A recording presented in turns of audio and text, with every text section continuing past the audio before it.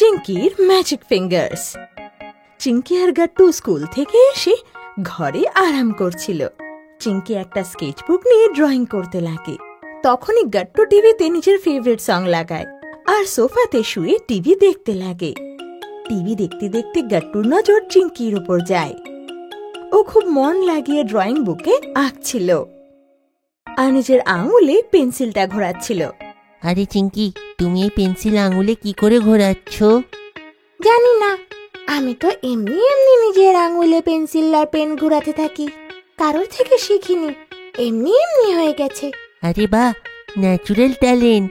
তখনই রুমে মা আসে আর ওনার হাতে ফোন ছিল, যেটা উনি গাট্টুকে দিয়ে বলে, গাট্টু বাবা, তোর বন্ধু রাজুর কল এসেছে।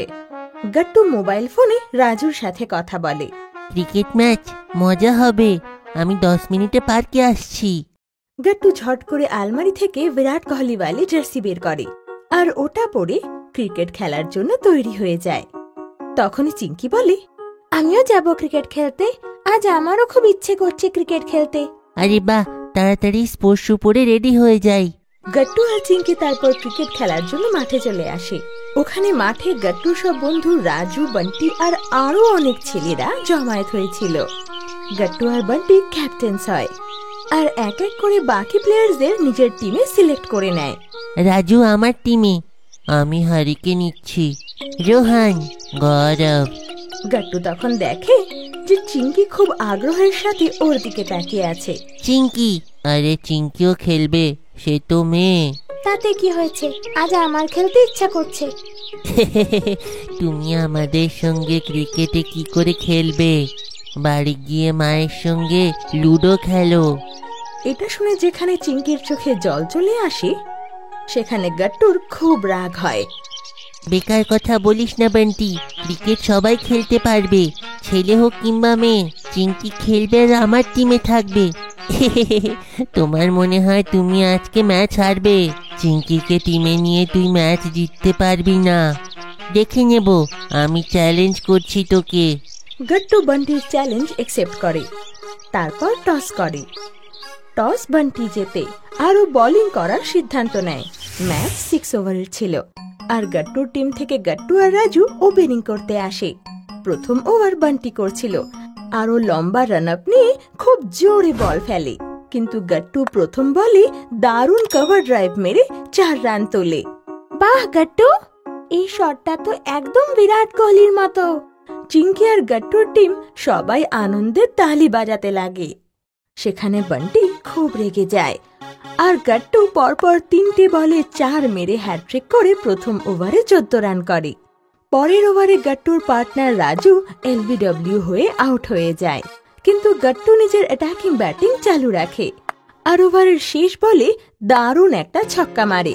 এদিকে গাট্টুর পার্টনাররা এক এক করে আউট হতে লাগে, কিন্তু গাট্টু ধীরে ধীরে তার টিমের স্কোর 5 ওভারে 36 করে ফেলে। এবার ইনিংসের শেষ ওভার করতে আসে বান্টি। প্রথম ওভারেই মার খেয়ে বান্টি খুব রেগেছিল আর তাই ও জোরে জোরে বাউন্সার বল ফেলতে লাগে। ওভারের তৃতীয় বল সোজা গাট্টুর বুকে লাগে আর ওর খুব বুক ব্যথা করতে লাগে। এটা দেখে গাট্টুর টিমের সবাই খুব ভয় পেয়ে যায়। গাট্টু যে আর ব্যাট করতে পারবে না, আরো বাইরে চলে আসে। ওর জায়গায় বাবলু ব্যাট করতে আসে, তবুও বান্টি তার খতরনাক বোলিং চালু রাখে আর পরের বলেই বাবলুরও উইকেট পড়ে যায়। এখন ওভারের শেষ 2টো বল খেলার জন্য চিঙ্কিকে আসতে হয়। এটা দেখে বাবলুর মুখে একটা শয়তানের হাসি খেলে যায় আর নিজের টিমের মেম্বারদের বলে, এই মেয়েটা আমার ফাস্ট বোলিং খেলতে এসেছে। আমি তো আগেই বলেছিলাম এই গেমটা মেয়েদের জন্য নয়। এখন দেখো আমি এর কি অবস্থা করি। বান্টি ইচ্ছে করে চিঙ্কিকে আহত করার জন্য একটা ফাস্ট বাউন্সার ফেলে আর চিঙ্কি খুব সাবধানে নিজেকে বাঁচিয়ে ফেলে আর বলটা একদম ওর মাথার কাছ ছুঁয়ে উইকেট কিপারের হাতে চলে যায়। এখন ইনিংসের শেষ বল ছিল। বান্টি লম্বা রান আপ নেয় আর জোরে একটা ইয়র্কার বল চিঙ্কির পায়ে টার্গেট করে। চিঙ্কি নিজেকে বাঁচানোর জন্য ব্যাট এগিয়ে দেয়, কিন্তু বল ব্যাটের এজে টাচ করে উইকেট কিপারের পাশ দিয়ে সোজা বাউন্ডারির বাইরে চলে যায় আর 4 রান হয়ে যায়। এটা দেখে গাট্টুর টিম তালি বাজাতে লাগে, কিন্তু বান্টি আরো রেগে যায়। গাট্টুর টিম 6 ওভারে 43 রান বানায় আর বান্টির টিমের সামনে 44 রানের টার্গেট রাখে। এদিকে বান্টির বুকে এখনো ব্যথা হচ্ছিল, কিন্তু ও সাহস দেখিয়ে আর একটা দায়িত্ববান ক্যাপ্টেন হয়ে পুরো টিমের ফিল্ডিং সেট করতে লাগে। রাজু উইকেট কিপিং দেখ, বাবলু কভার সে থাক, মন্টি আর রোহান বাউন্ডারি দেখবে, আর আমি? তুমি স্লিপে দাঁড়াও। বান্টির টিমের ওপেনার্সরা খুব ভালো শুরু করে। ভিক্কির প্রথম ওভারে ওরা 2টো ছক্কা মারে আর সেকেন্ড ওভারের শেষে ওদের 24 রান হয়ে যায়, কোনো উইকেট না হারিয়ে। আহত হওয়ার কারণে গাট্টু বল করতে চায় না, কিন্তু টিমের খারাপ অবস্থা দেখে থার্ড ওভার বল করার সিদ্ধান্ত নেয়। ওকে দৌড়াতে যেতে দেখে চিঙ্কি ওকে সাহস দিতে লাগে। Come on Gattu, come on. গাট্টুর স্পিড খুব একটা ছিল না, কিন্তু ওর ইনসুইং খুব খতরনাক ছিল আর ব্যাটসম্যান বোল্ড হয়ে যায়। ওভারের শেষে গাট্টু একটা আউটসুইং বল ফেলে, যেটা ব্যাটসম্যান এজ করতেই পেছনে উইকেট কিপার ক্যাচ করে নেয়। এখন পিছে ব্যাট করতে অপোজিশন টিমের ক্যাপ্টেন বান্টি আসে। টসের আগে চিঙ্কিকে নিয়ে হওয়া ঝগড়ার জন্য ও গাট্টু চিঙ্কির ওপর খুব রেগেছিল, তাই ও আসতেই পরের ওভারে পরপর 2টো বাউন্ডারি মারে আর টিমের স্কোর 4 ওভারে 37 রান হয়ে যায়। বান্টি স্লিপে দাঁড়ানো চিঙ্কিকে দেখে বলে, জিতে তোমার আর গাট্টুর অপমান করতে মজা আসবে, আমাদের তো শুধু 12 বলে 7টা রান বানাতে হবে। গাট্টুর টিমের সব বলাররাই আউট অফ ফর্ম ছিল আর এখনো পর্যন্ত সব থেকে ভালো ওভার গাট্টুরই ছিল, তাই 5th ওভার ফেলতেও গাট্টুই আসে। বান্টি নন স্ট্রাইকার এন্ডে ছিল। গাট্টু তখন চালাকি করে এমন ফিল্ডিং সেট করে যাতে অন্য ব্যাটসম্যান সিঙ্গেল নেওয়ার চান্সই না পায়। ডট বলের পর ডট বল হওয়ার ফলে বান্টি ধীরে ধীরে রাখতে লাগে আরও নিজেরই ব্যাটসম্যানদের ওপর চিল্লাতে লাগে। ওভারের শেষ বলে প্রেসারে এসে ব্যাটসম্যান উল্টো পাল্টা ব্যাট ঘোরায় আর বল সোজা স্লিপে চলে যায়, যেখানে চিঙ্কি দারুণ ড্রাইভ করে ক্যাচ ধরে নেয়। ওর টিমের সবাই তালি বাজিয়ে চিঙ্কির এই ক্যাচকে সেলিব্রেট করে আর গাট্টু মেডিন ওভার দিয়ে সিচুয়েশন একটু কন্ট্রোল করে। এখন বান্টির ভালো ফর্মের জন্য লাস্ট ওভারে 7 রান বানানো কোনো বড় কঠিন জিনিস নয়। এখন গাট্টু লাস্ট ওভারে বল করার জন্য চিঙ্কিকে ডাকে। এটা দেখে সবাই অবাক হয়ে যায়, কারণ চিঙ্কিকে আজ পর্যন্ত কখনো বল করতে দেখা যায়নি। চিঙ্কি কিন্তু নিজেও শিওর ছিল না, কিন্তু গাট্টু ওকে বলে, নিজের উপরে বিশ্বাস রাখো, বান্টির অহংকার ভাঙার একটাই উপায় আছে, যে ম্যাচ তুমি নিজের বোলিং দিয়ে জেতাও। তোমার ভেতরে শার্প মাইন্ড আছে আর আমার বিশ্বাসও আছে। আর গাট্টু চিঙ্কির কাছে গিয়ে ধীরে ধীরে বলে, মনে করো আজকে বাড়িতে ড্রয়িং করার সময় কেমন করে তুমি আঙুলে পেন্সিল ঘোরাচ্ছিলে। তোমার ম্যাজিক ফিঙ্গারে স্পিন করার ন্যাচারাল ট্যালেন্ট। ব্যাস, ব্যাটসম্যানে ফোকাস রেখো আর বলটাকে নিজের আঙুলে স্পিন করো। চিঙ্কি বল নিয়ে রান আপ করে, কিন্তু চিঙ্কির হাতে বল দেখে বান্টি হাসতে লাগে। এই মেয়ের 2টো বলেই আমি 4 আর 6 মেরে টার্গেট পুরো করে নেব। আজকের পরে গাট্টু আমার সঙ্গে আর কোনো জিনিসে আর্গুমেন্ট করবে না।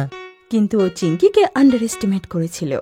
চিঙ্কির ফার্স্ট বলই লেগ স্পিন হয়ে বাইরে চলে যায় আর বান্টিরও হাওয়ায় জোরে ব্যাট ঘোরানো বিফল যায়। Dot ball. Bunty leg spin লক্ষ্য করে নিয়েছিল।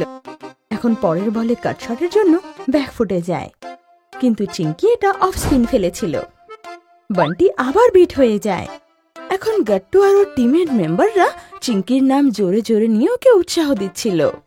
চিঙ্কি চিঙ্কি চিঙ্কি। এগুলো দেখে বান্টির রাগের কোনো সীমা থাকে না। 4 বলে জেতার জন্য 7 রান দরকার ছিল, তাই বান্টি ক্রিজ থেকে অনেকটা বেরিয়ে আসে বড় শট মারার জন্য, আর বল স্পিন হয়ে সোজা মিডল স্টাম্পে গিয়ে ধাক্কা খায় আর বান্টি বোল্ড হয়ে যায়। এটা দেখে পুরো টিম চিঙ্কির কাছে দৌড়ে আসে আর পিছেই নাচতে লাগে। এদিকে বান্টি মাথা নিচু করে চুপচাপ চলে যায়।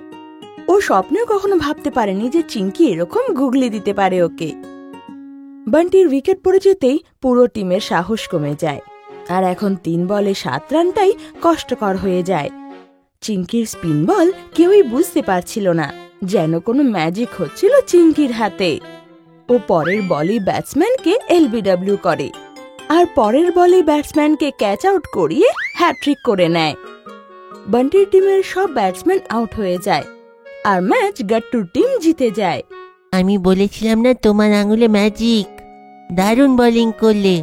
হ্যাঁ চিঙ্কি, আজকের থেকে তুমি আমাদের টিমের সবথেকে মেইন বলার। ম্যাচ হেরে যাওয়া আর চিঙ্কির বোলিং দেখে বান্টির অহংকার ভেঙে চুরচুর হয়ে যায়। তখনও গাট্টু আর চিঙ্কির কাছে এসে বলে, আমার ভুল হয়েছে চিঙ্কি, আমাকে ক্ষমা করে দাও। আমি মেয়েদেরকে ছেলেদের থেকে কম ভাববো না। এটা শুনে গাট্টু চিঙ্কি ওদের ক্ষমা করে দেয়। আর সবাই চিঙ্কির এই পারফরমেন্সের খুব প্রশংসা করে আর সাথে সাথে বলে, hip hip hurray, hip hip hurray. Skater Gattu সন্ধ্যের সময় মা পাড়ার থেকে বাজার করে বাড়ির দিকে এগোলো। তার হাতে পার্স ছিল। হঠাৎ করে পেছন থেকে একটা চোর এলো আর মায়ের হাত থেকে পার্স নিয়ে চলে গেল। গাট্টু! মায়ের এই ডাক আকাশে বারবার গর্জে উঠল। গাট্টু দ্রুত গতিতে চোরের পিছু করছিল। সব লোকেরা গাট্টুর এত স্টাইলিশ স্কেটিং করে চোর ধরতে যাওয়াটা অবাক হয়ে দেখছিল। ওরা এরম দৃশ্য আগে কখনো দেখেনি। চোরের পিছু করতে থাকা গাট্টু কোনো সিনেমার অ্যাকশনের হিরোর মতন স্কেটিং করে যাচ্ছিল।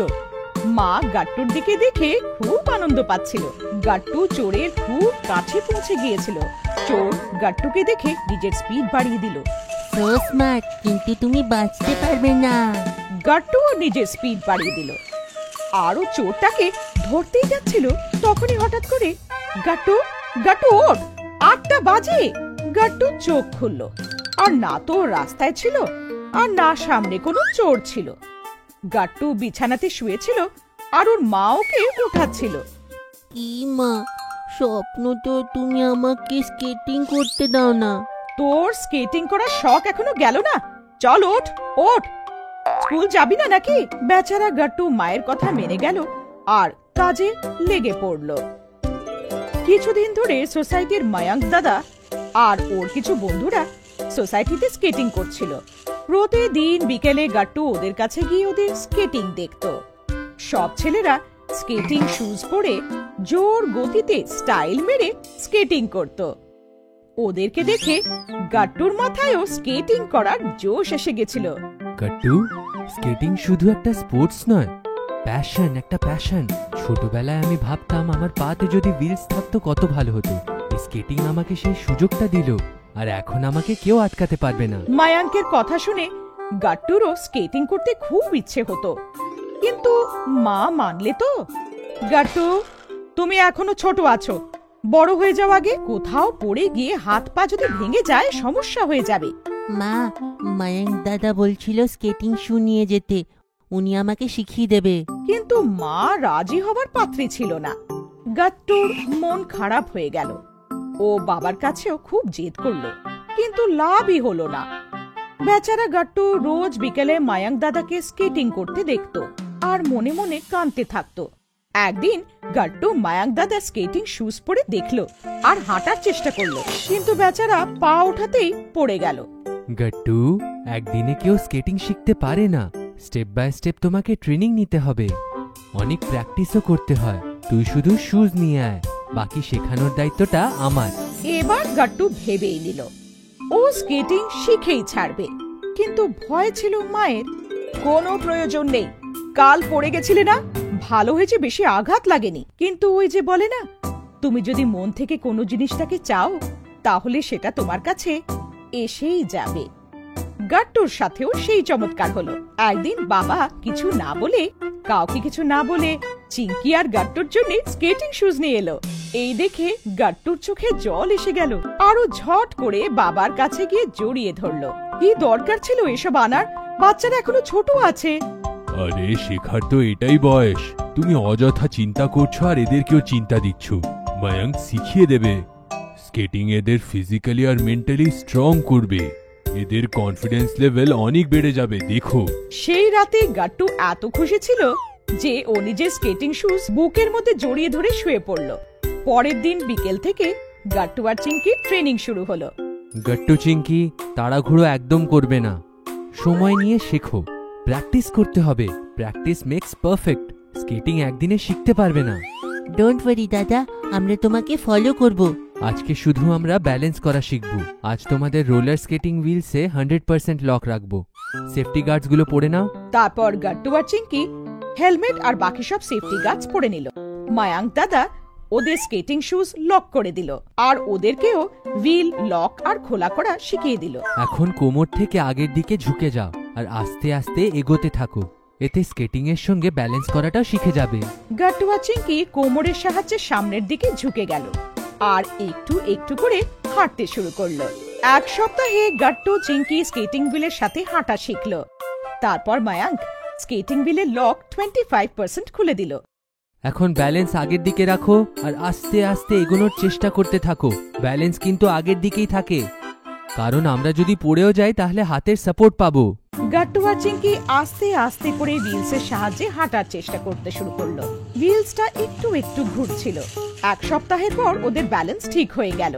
তখন মায়াঙ্ক ওদের হুইলসগুলো 50% খুলে দিল আর আবার ওদের ব্যালেন্স করে হাঁটতে বলল। এখন গাট্টু আর চিঙ্কি খুব মজা আসছিল, কারণ ওরা এখন হুইলসে পিছলে সুন্দরভাবে এগোতে পারছিল। কিছুদিন এইভাবেই পেরিয়ে গেল। মায়াঙ্ক এখন দুজনের স্কেটিং হুইলসই 100% খুলে দিল, যার কারণে ওদের স্কেটিং আরো জোর গতিতে চলল। চিঙ্কি তো বারবার পড়ে যাচ্ছিল, কিন্তু হাতের সাহায্যে নিজেকে আবার উঠিয়েও নিচ্ছিল। গাট্টুর ব্যালেন্স খুব ভালো ডেভেলপ হয়ে গিয়েছিল। ও সোজা রাস্তায় খুব জোরে এদিক ওদিক যাচ্ছিল।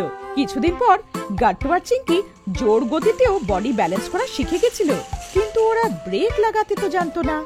মায়াঙ্ক দাদা ওদের ব্রেক লাগানোর 2-3টে উপায় বলে দিল। তারপর গাট্টু চিঙ্কি রোজ বিকেলে স্কুল থেকে ফেরার পর স্কেটিং এর প্র্যাকটিস করতে থাকে। কিছুদিনের মধ্যে দুজনের স্কেটিং এ পারফেক্ট হয়ে গেল। একদিন মা সোসাইটির ক্যাম্পাসে ঘুরছিল, তখনই ও দেখলো যে গাট্টু জোর গতিতে স্কেটিং করে ওর দিকেই আসছে। মা এর আগে কখনো ওর স্কেটিং দেখেছিল না। তার মনে হলো এখনো ওকে ধাক্কা মেরেই দেবে। মা ভয় পেয়ে গেল। গাট্টু দাঁড়া! জোরে আসতে থাকা গাট্টু ওনাকে ধাক্কা মারতেই যাচ্ছিল, কিন্তু তখনই গাট্টু একটা শার্প টার্ন নিল আর ও মাকে না ছুঁয়ে জোর গতিতে এগিয়ে গেল। Smart boy. মা ওর শার্পনেস দেখে প্রাউড ফিল করলো আর ও ওখানে দাঁড়িয়ে গাট্টু স্কেটিং দেখতে দেখতে হারিয়ে গেল। গাট্টু চিঙ্কি আর ক্রুজ। গাট্টু চিঙ্কি স্থলে যাত্রা করেছিল, হাওয়াতে যাত্রা করেছিল, কিন্তু বেচারারা জলে যাত্রা করেছিল না। বাবা, তুমি আমাদের প্লেনে ঘোরালে, ট্রেনে ঘুরিয়েছো, কিন্তু শিপটা তো বাদ রয়ে গেল। বাবা মুচকি হেসে বলল, বাবা তুমি তো এখনো ছোট আছো। আমি এত বড় হয়ে গেছি, কিন্তু আমি আজ অব্দি শিপে ট্রাভেল করিনি কখনো। জলে যাত্রা? না বাবা না, আমার তো খুব ভয় করে। দেখো বাচ্চারা, তোমাদের মা তো জল থেকে ভয় পায়। এখন আমরা সারাদিন বসে কি করে আমরা শিপে যাত্রা করতে পারি বলো? এইটা শুনে বেচারা গাট্টু চিঙ্কির চোখে জল এসে গেল। এমন ভাবে দিন পেরোতে থাকলো। গাট্টু আর চিঙ্কি জলে যাত্রা করার কথা ভুলেই গেল। আর একদিন যখন দুজনে স্কুল থেকে ফিরলো, তখন মা আর বাবা ওদের সামনে জোর একটা ধামাকা করলো। আরে আরে না না, আসল ধামাকা নয়। কোন ধামাকা সেটা তোমরা নিজেই শুনে না। বাচ্চারা, আগামী 4 দিন না আমরা মাটিতে হাঁটবো না চলবো, না আমরা ঘুমাবো না শোবো, আর না কিছু করব। চিঙ্কি বেচারি চিন্তিত হয়ে বলল, কি হয়েছে বাবা? তুমি এসব কি কথা বলছো? তোমার শরীর ঠিক আছে তো? শরীর খারাপ হয়নি মা, শরীর ভালো হতে চলেছে। হ্যাঁ, কারণ আমাদের সমুদ্রে যাত্রা হতে চলেছে। এইটা শুনে গাট্টু আর চিঙ্কি নিজের কানকে বিশ্বাস করতে পারলো না। কি বললেন আপনি? আমরা কি কিছু ভুল শুনলাম নাকি? একদম ঠিক শুনেছ। আমরা 4 দিন একটা বড় ক্রুজ শিপে বসে দিন রাত সমুদ্রের যাত্রা করতে চলেছি। এইটা শুনে গাট্টু আর চিঙ্কি নাচতে থাকে আর নাচতে নাচতে নিজের বাবাকে জড়িয়ে ধরলো। মা হেসে হেসে বলল, তোমাদের কি মনে হলো আমাদের স্বপ্ন নেই তোমাদের সাথে জলে যাত্রা করার? শুধু বাবার বাজেট ছিল না, তাই জন্য আমি অজুহাত দিলাম, কিন্তু এখন বাবার বাজেট হয়ে গেছে আর এখন আমরা জলে একদমই ভয় করে না। সবাই ক্রুজ শিপে যাব আর দিন রাত জলে ঘোরাঘুরি করব। ইয়ে! আর এসে গেল সেদিন, যার জন্য ছিল গাট্টু চিঙ্কির অনেক দিন ধরে অপেক্ষা। পরের দিন সকালে গাট্টু চিঙ্কি বোর্ডিং টাইম থেকে কিছু ঘন্টা আগেই ট্যাক্সিতে বসে পোর্টে পৌঁছালো। গাট্টু চিংকি প্রথমবার জাহাজের স্টেশন মানে পোর্টে এনজয় করছিল। পোর্ট খুব বিশাল ছিল, ওখানে ছোট ছোট জাহাজ আর অনেক লোকেরা ছিল, খুব মজা হচ্ছিল। এখন আমরা ক্রুজ কোম্পানির বাসে বসে ক্রুজ অব্দি যাব।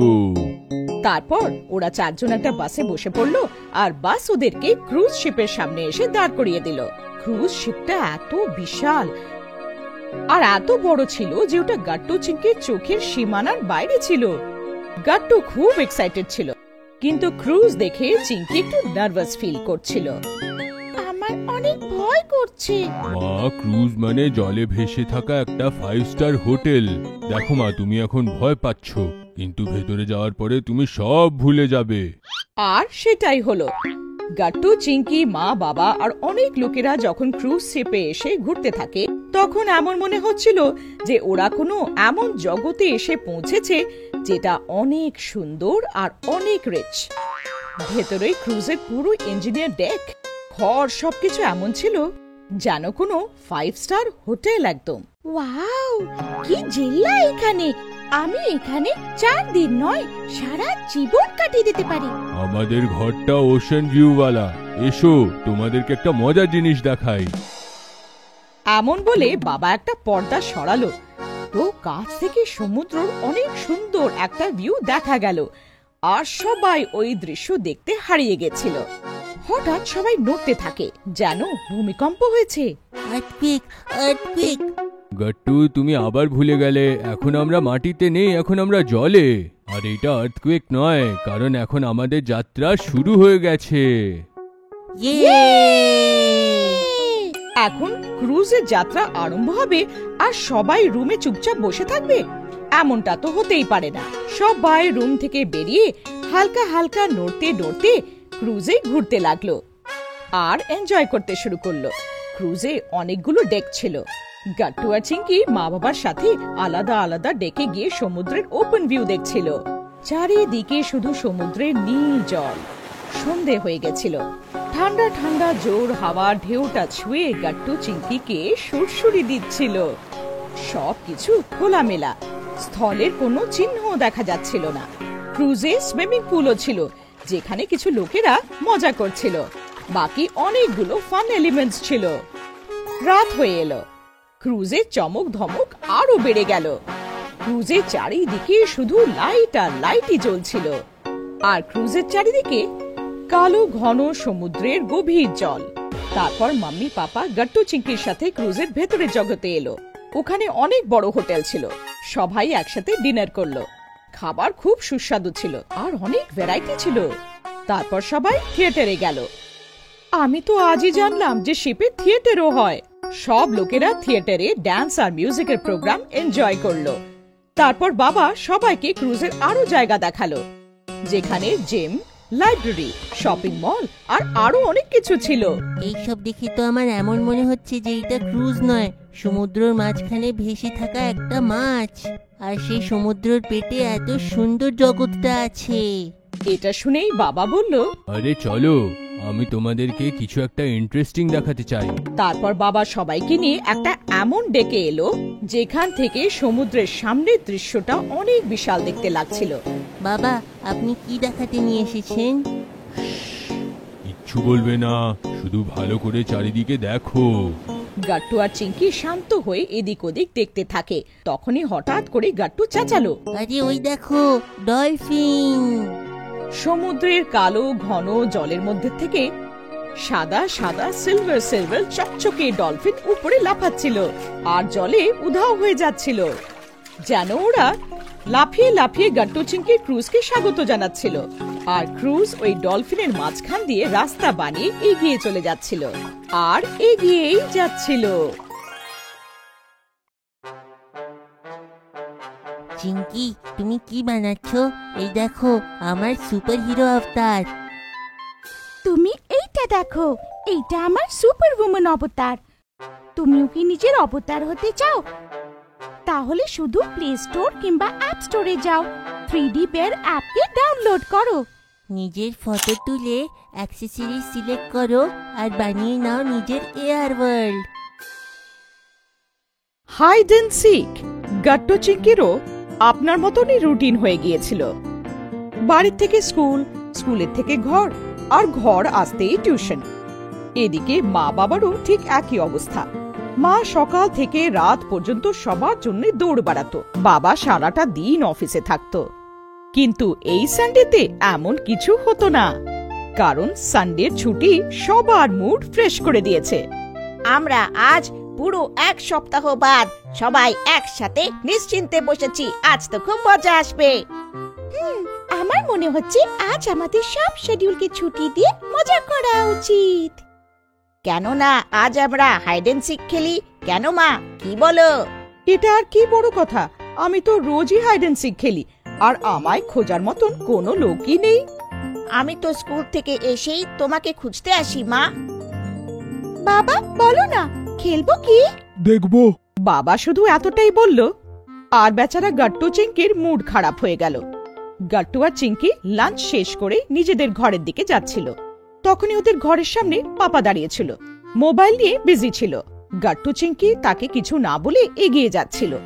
তখনই বাবা বলল, চলে যাচ্ছ কেন? আমরা খেলবো তো। ইয়ে, তুমি তুমি সত্যি বলছো? আরে বাবা হ্যাঁ। থ্যাঙ্কস বাবা, কিন্তু মা কোথায়? তখনই পেছন থেকে মা এলো আর এসে বাচ্চাদেরকে ধাপ্পা করে দিল। ধাপ্পা! মা, আমি কত ভয় পেয়ে গেছিলাম জানো। আমার ছোটবেলার বন্ধু মিনাও এমনই ভয় পেত।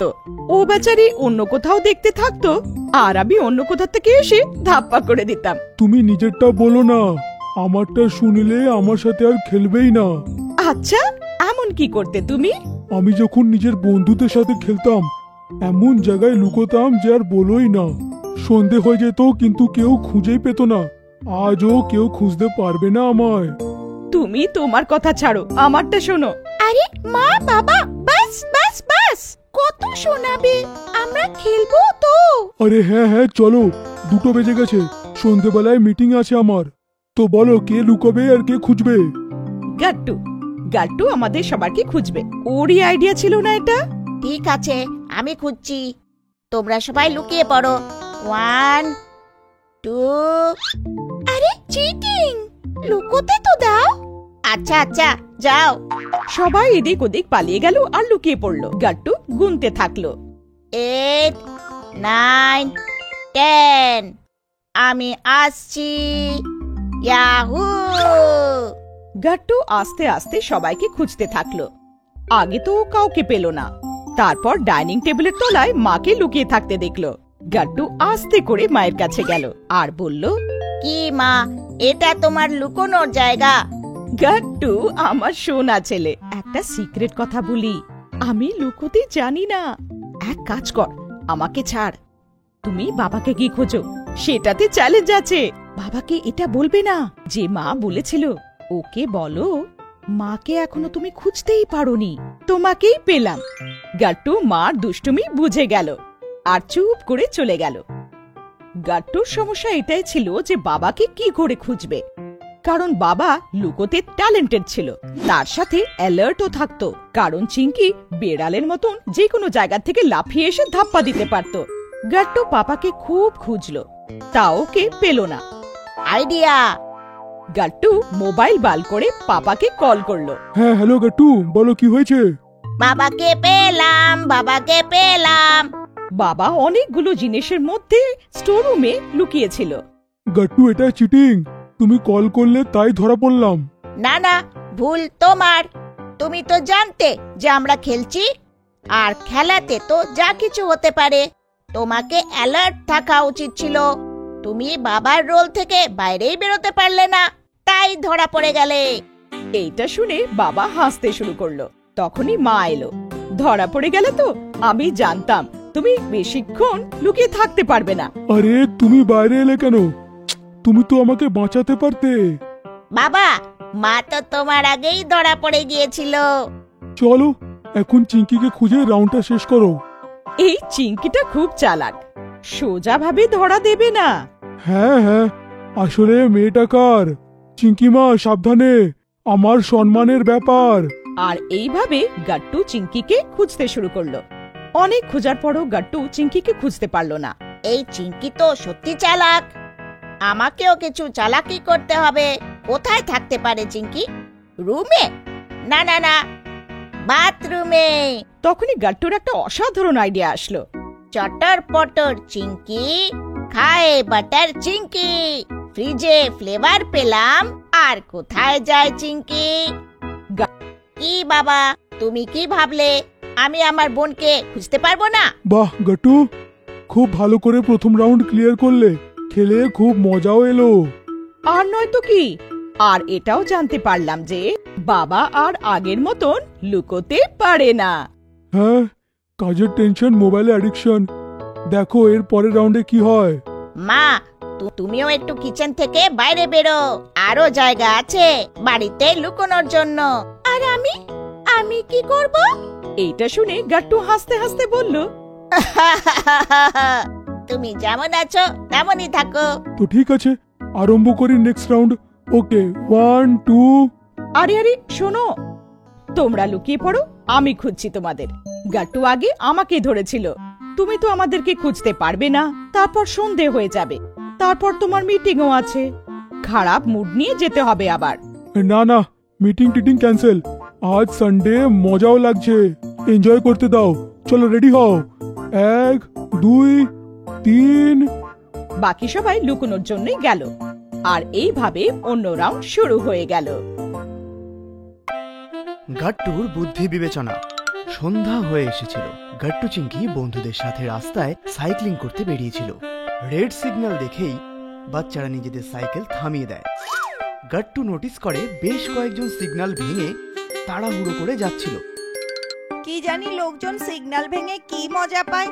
সিগন্যাল ভেঙে তারপর অ্যাক্সিডেন্ট করে বসে।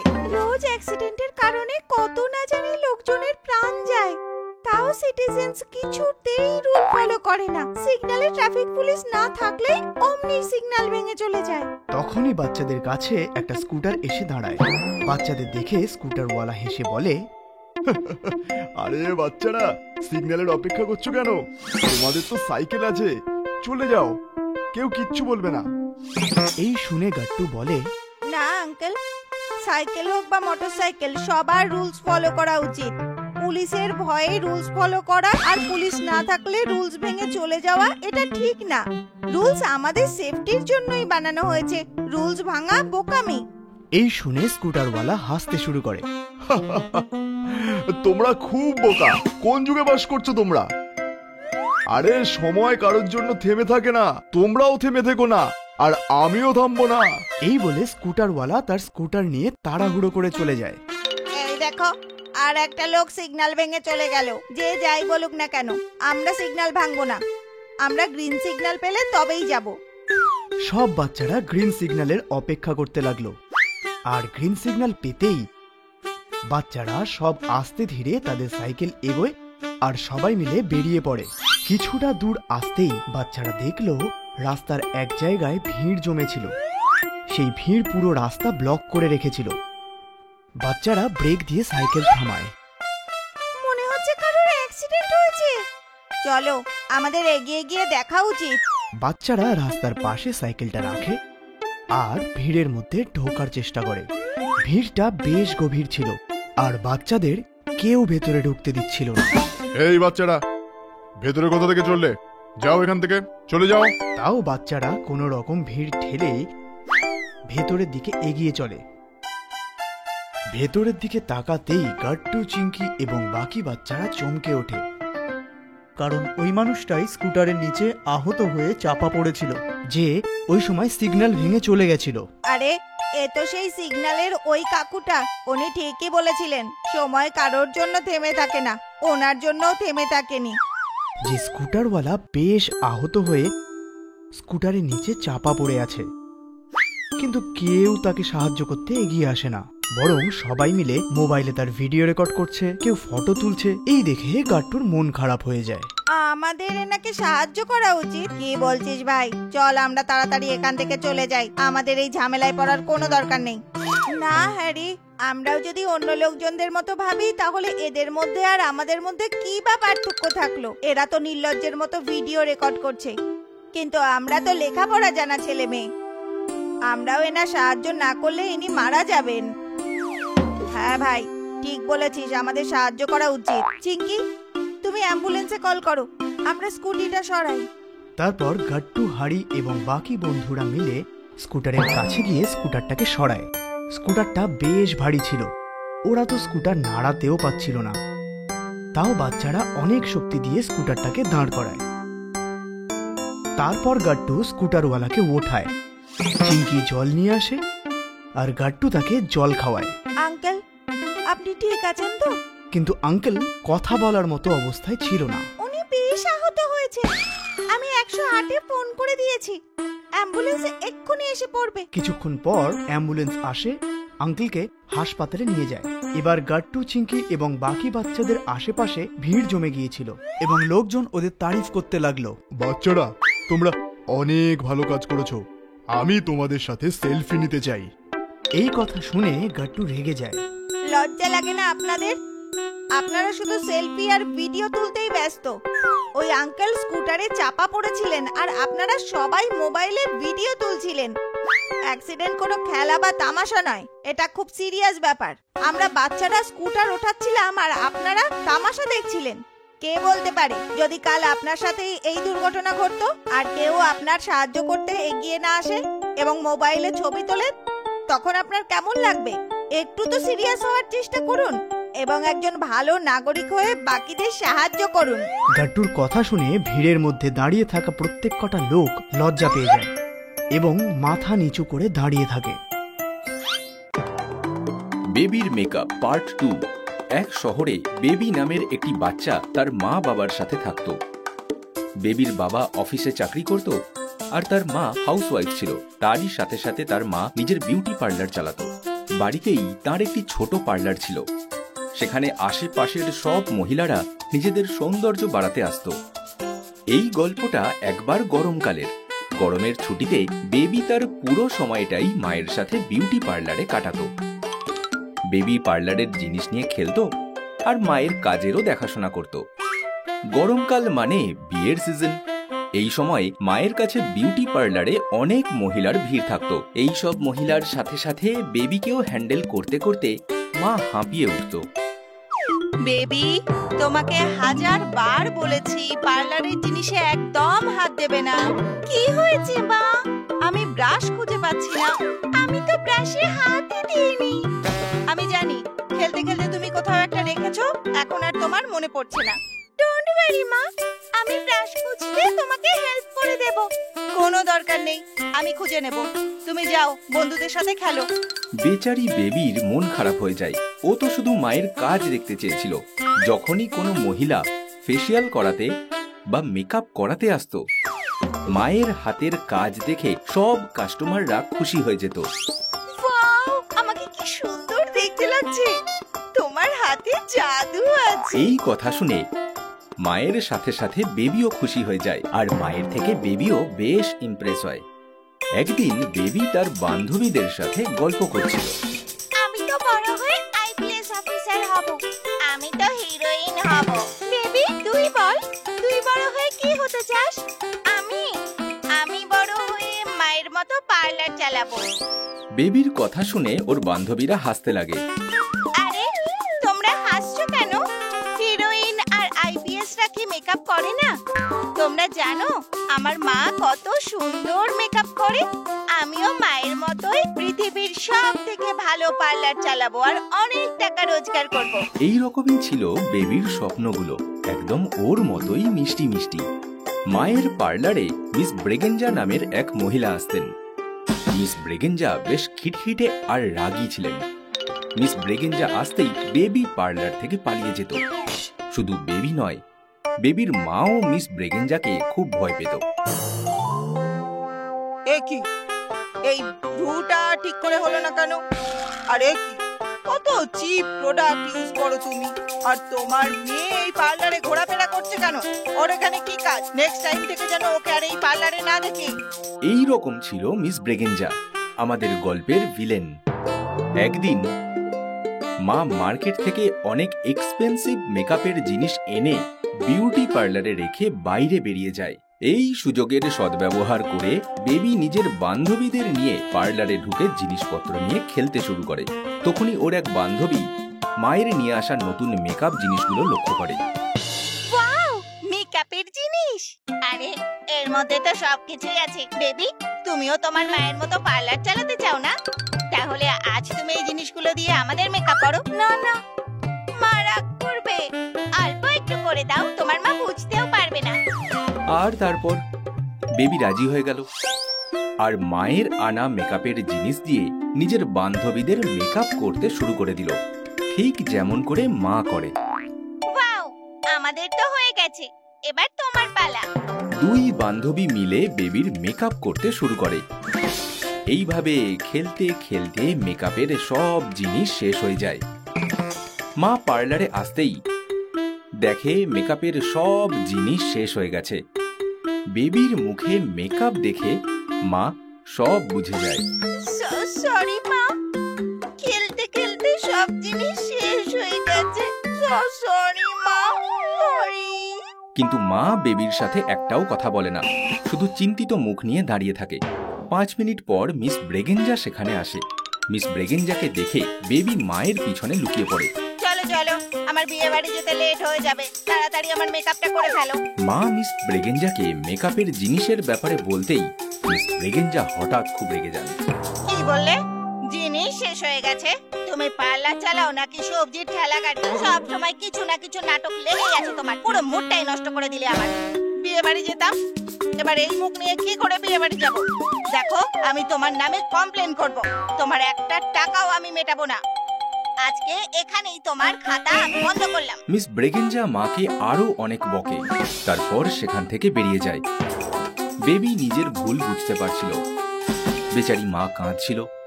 বেবি মাকে যে কিছু বলতো তার আগেই মা সেখান থেকে চলে গেল। 2 দিন মা বেবির সাথে কথা না বলে থাকে আর শুধু কাঁদতে থাকে। 3 দিনের দিন বেবি মায়ের কাছে গিয়ে বলে, মা, প্লিজ আমার সাথে কথা বলো।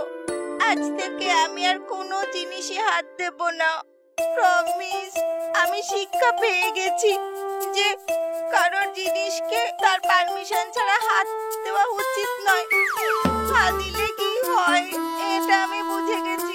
প্লিজ মা, প্লিজ মা। এই কথা শুনে মায়েরও মন গলে যায় আর সে বেবিকে জড়িয়ে ধরে হাউ মাউ করে কাঁদতে লাগে। বেবির মেকআপ। অনেক বছর আগে একটা শহরে একটা ছোট পরিবার থাকতো। পরিবারে বেবি নামের 7 বছরের একটা বাচ্চা মেয়ে তার বাবা মায়ের সাথে থাকতো। বেবির মা খুব সুন্দর ছিলেন আর উনি খুব ভালো মেকআপও করতেন। বেবি নিজের মায়ের মেকআপ খুব পছন্দ করত। মাকে দেখে ও সব সময় ভাবতো যে আমি এরকম মেকআপ করলে কি সুন্দর দেখাবো। একবার ও নিজের মাকে বলল, মা, আমিও তোমার মতো মেকআপ করতে চাই। এ কথা শুনে মা খুব রেগে গেলেন আর বকা দিয়ে বললেন, বেবি, মেকআপ বড়দের জিনিস হয়, এই জন্যে মেকআপকে কোনোদিন হাত লাগাবে না। মায়ের বকুনি শুনে বেবি মেনে গেল, কিন্তু ওর লক্ষ্যটা সব সময় মেকআপের দিকেই থাকতো। একদিন স্কুলে ক্লাস টিচার সকলকে বললেন, কাল স্কুলে প্যারেন্টস টিচার মিটিং হচ্ছে, তার জন্য সব বাচ্চারা নিজের প্যারেন্টসকে স্কুলে আনবে। আমি সবার রিপোর্টস দেব পড়াশোনার। এই শুনে বেবি খুব খুশি হয়ে গেল। আমি আমার মার সাথে কাল স্কুলে আসবো। ও খুশি মনে বাড়ি ফিরলো আর নিজের মাকে টিচারের কথা সব বলল।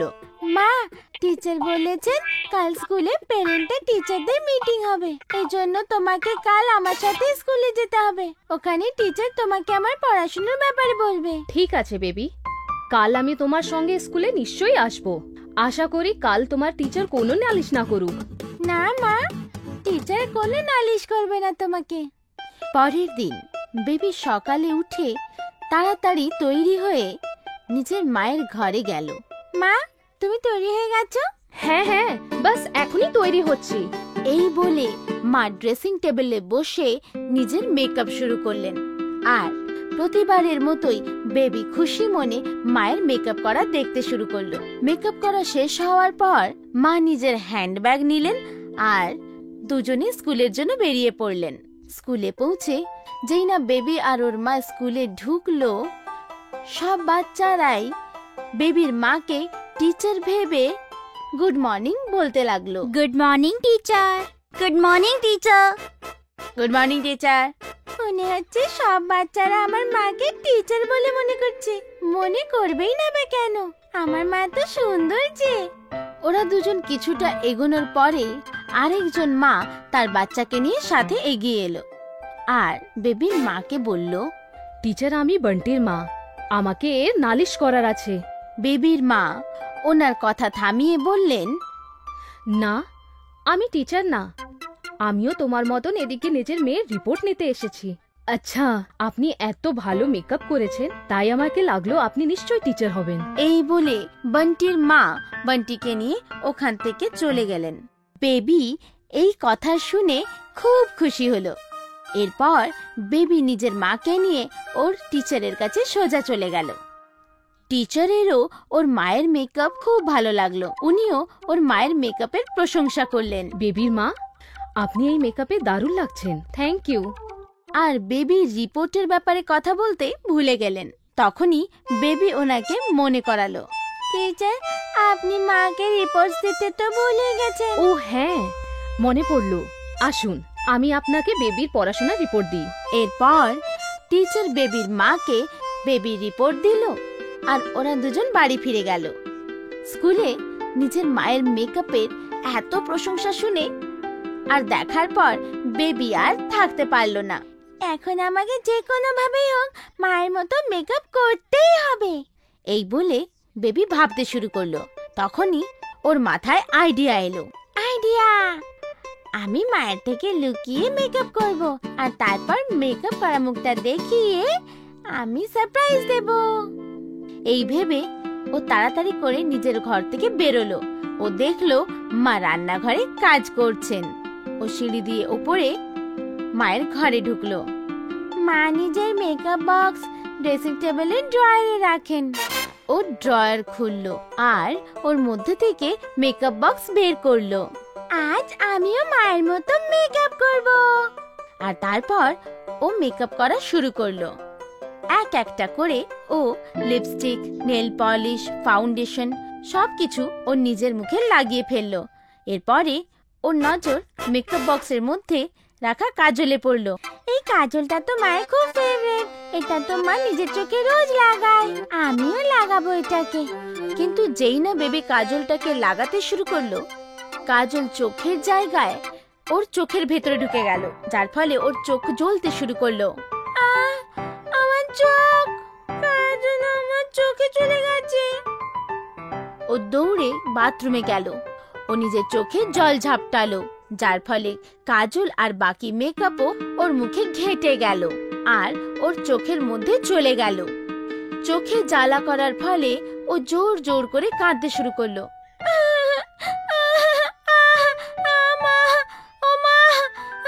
আমার চোখ খুব জ্বলছে। ওর কান্না শুনে মা ওর কাছে এলেন। বেবির মুখে লেগে থাকা মেকআপ দেখে মা খুব অবাক হয়ে বললেন, এটা কি হলো তোর মুখে? মা, আমি তো শুধু তোমার মতো মেকআপ করছিলাম। আমি তোকে মেকআপ দিয়ে দূরে থাকতে বলেছিলাম না? সরি মা, আমি তো শুধু তোমাকে সারপ্রাইজ দিতে চেয়েছিলাম। ওর কষ্ট দেখে মা প্রথমে ওর চোখ আর মুখ পরিষ্কার করলো ভালোভাবে। তারপর ওকে বুঝিয়ে বললেন, বেবি, মেকআপ বড়দের জিনিস হচ্ছে। ছোট বাচ্চাদের স্কিন খুব কোমল হয় আর মেকআপের মধ্যে অনেক কেমিক্যালস, যার জন্য বাচ্চাদের স্কিন খারাপ হতে পারে। এই জন্য আমি তোমাকে সবসময় মেকআপের থেকে দূর থাকতে বলি। আর এমনিও মেকআপের জন্য অনেক প্র্যাকটিসের দরকার। প্র্যাকটিস ছাড়া মেকআপ করলে এমনিই হয়। শেষ পর্যন্ত বেবি বুঝে গেল যে ওর মা কেন ওকে মেকআপ থেকে দূরে থাকতে বলতেন। ও মাকে বলল, ঠিক আছে মা, আমি বড় হওয়ার পর ভালো করে মেকআপ করা শেখার পরই মেকআপ করব। এইভাবে বেবি মেকআপ করার ব্যাপারে একটা ভালো শিক্ষা শিখে নিল। তাহলে বাচ্চারা, এই গল্প থেকে আমরা এই শিক্ষা পাই যে ছোট বাচ্চাদের স্কিন খুবই নরম হয়, এই জন্য ওদের মেকআপ করা উচিত নয়। আর বড় হওয়ার পরও মেকআপ করার আগে মেকআপ করাটা শিখে নেওয়া উচিত। আম খাওয়া ইঁদুর। গরমের ছুটি চলছে আর বাচ্চারা আম খাবে না, এ যেন এক অসম্ভব ব্যাপার। গাট্টু আর চিঙ্কি গরমের ছুটিতে আম খাওয়ার বায়না করতে থাকে। বাবা চলো না বাজার থেকে আম নিয়ে আসি। আরে হ্যাঁ হ্যাঁ, আম কোথায় পালিয়ে যাচ্ছে? আর এখন তো সবে আমের সিজন শুরু হয়েছে, ভালো আম তো এখনো বাজারে ওঠেনি। তারপর আবার আমের যা দাম আকাশ ছোঁয়া হয়ে রয়েছে, বাজারে সস্তার ভালো আম এলে তখন যাব। মায়ের কথা শুনে রেগে গিয়ে গাট্টু চিঙ্কি কাঁদতে শুরু করে দেয়। একদিন গাট্টু চিঙ্কি হাড়ির বাড়িতে খেতে গেছিল, তখনই হাড়ির মা ট্রে করে কিছু বাটি নিয়ে আসে। আন্টি তুমি কি এনেছো?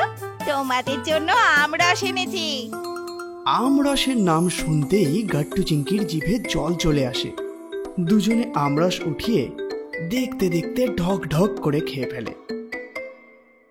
আরে আস্তে আস্তে খাও, মনে হচ্ছে তোমরা এখনো আম খাওনি। হ্যাঁ আন্টি, মা বাবা তো আম আনতে চাইছেই না। আরে আমরাও মার্কেট থেকে আনিনি, হরির দাদু ঠাকুমা গ্রামের বাড়ি থেকে দেশি আম পাঠিয়েছে। মার্কেটে তো দাম বাড়িয়েছে কত, কি না কি পাউডার দেওয়া আম বিক্রি করে। সেই জন্যই তো আমরা প্রতি বছর গ্রামের বাড়ি থেকে আম আনাই।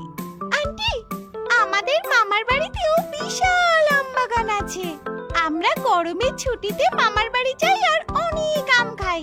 জানি না এই বছরে যাওয়া হবে কি না। এইদিকে কলিং বেলের আওয়াজ শুনে মা দরজা খোলে। বাইরে একটা লোক পেটি নিয়ে দাঁড়িয়েছিল। ম্যাডাম আমি ডেলিভারি দিতে এসেছি। এই শুনে বাবা মা দুজনেই চমকে যায়। কিন্তু আমরা তো আম আনাইনি। ম্যাডাম আমি জান্নাত ফ্রুট মার্কেট থেকে এসেছি। আপনার বাবার বাড়ি গিয়ে আপনার দাদার কাছ থেকে আমি আম কিনেছিলাম, উনি আমায় এই আমগুলো আপনার কাছে পৌঁছে দিতে বলেছেন। সেই আমগুলো আমি ডেলিভারি দিতে এসেছি। এটা শুনে বাবা মা দুজনেই খুশি হয়। আরে বাহ, গাট্টু চিঙ্কির মামা আম পাঠিয়েছে, তার মানে গাট্টু চিঙ্কিকে আর কেউ আটকাতে পারবে না। বললেই হলো, একসাথে এতগুলো আম দেখলে সব পেটে একদিনেই শেষ করে দেবে, তারপর অসুস্থ হয়ে পড়বে। এক কাজ করি, এই আমের পেটিগুলো স্টোর রুমে লুকিয়ে রাখি। আর তারপর ডেলিভারি বয়ের সাহায্যে সব আম স্টোরে লুকিয়ে রাখা হয়। কিছুক্ষণ পর গাট্টু চিঙ্কি ঘরে ফেরে। আমরসটা কি মিষ্টি ছিল না? হ্যাঁ খুব মিষ্টি ছিল রে। যাই হয়ে যাক, আজ বাবাকে মার্কেটে নিয়ে যেতেই হবে। গাট্টু এই কথা বলছিল, এমন সময় সে হঠাৎ করে জোরে জোরে নিঃশ্বাস নিতে শুরু করে। কি হলো, তুমি এরকম কেন করছো? এক মিনিট, আমের গন্ধ?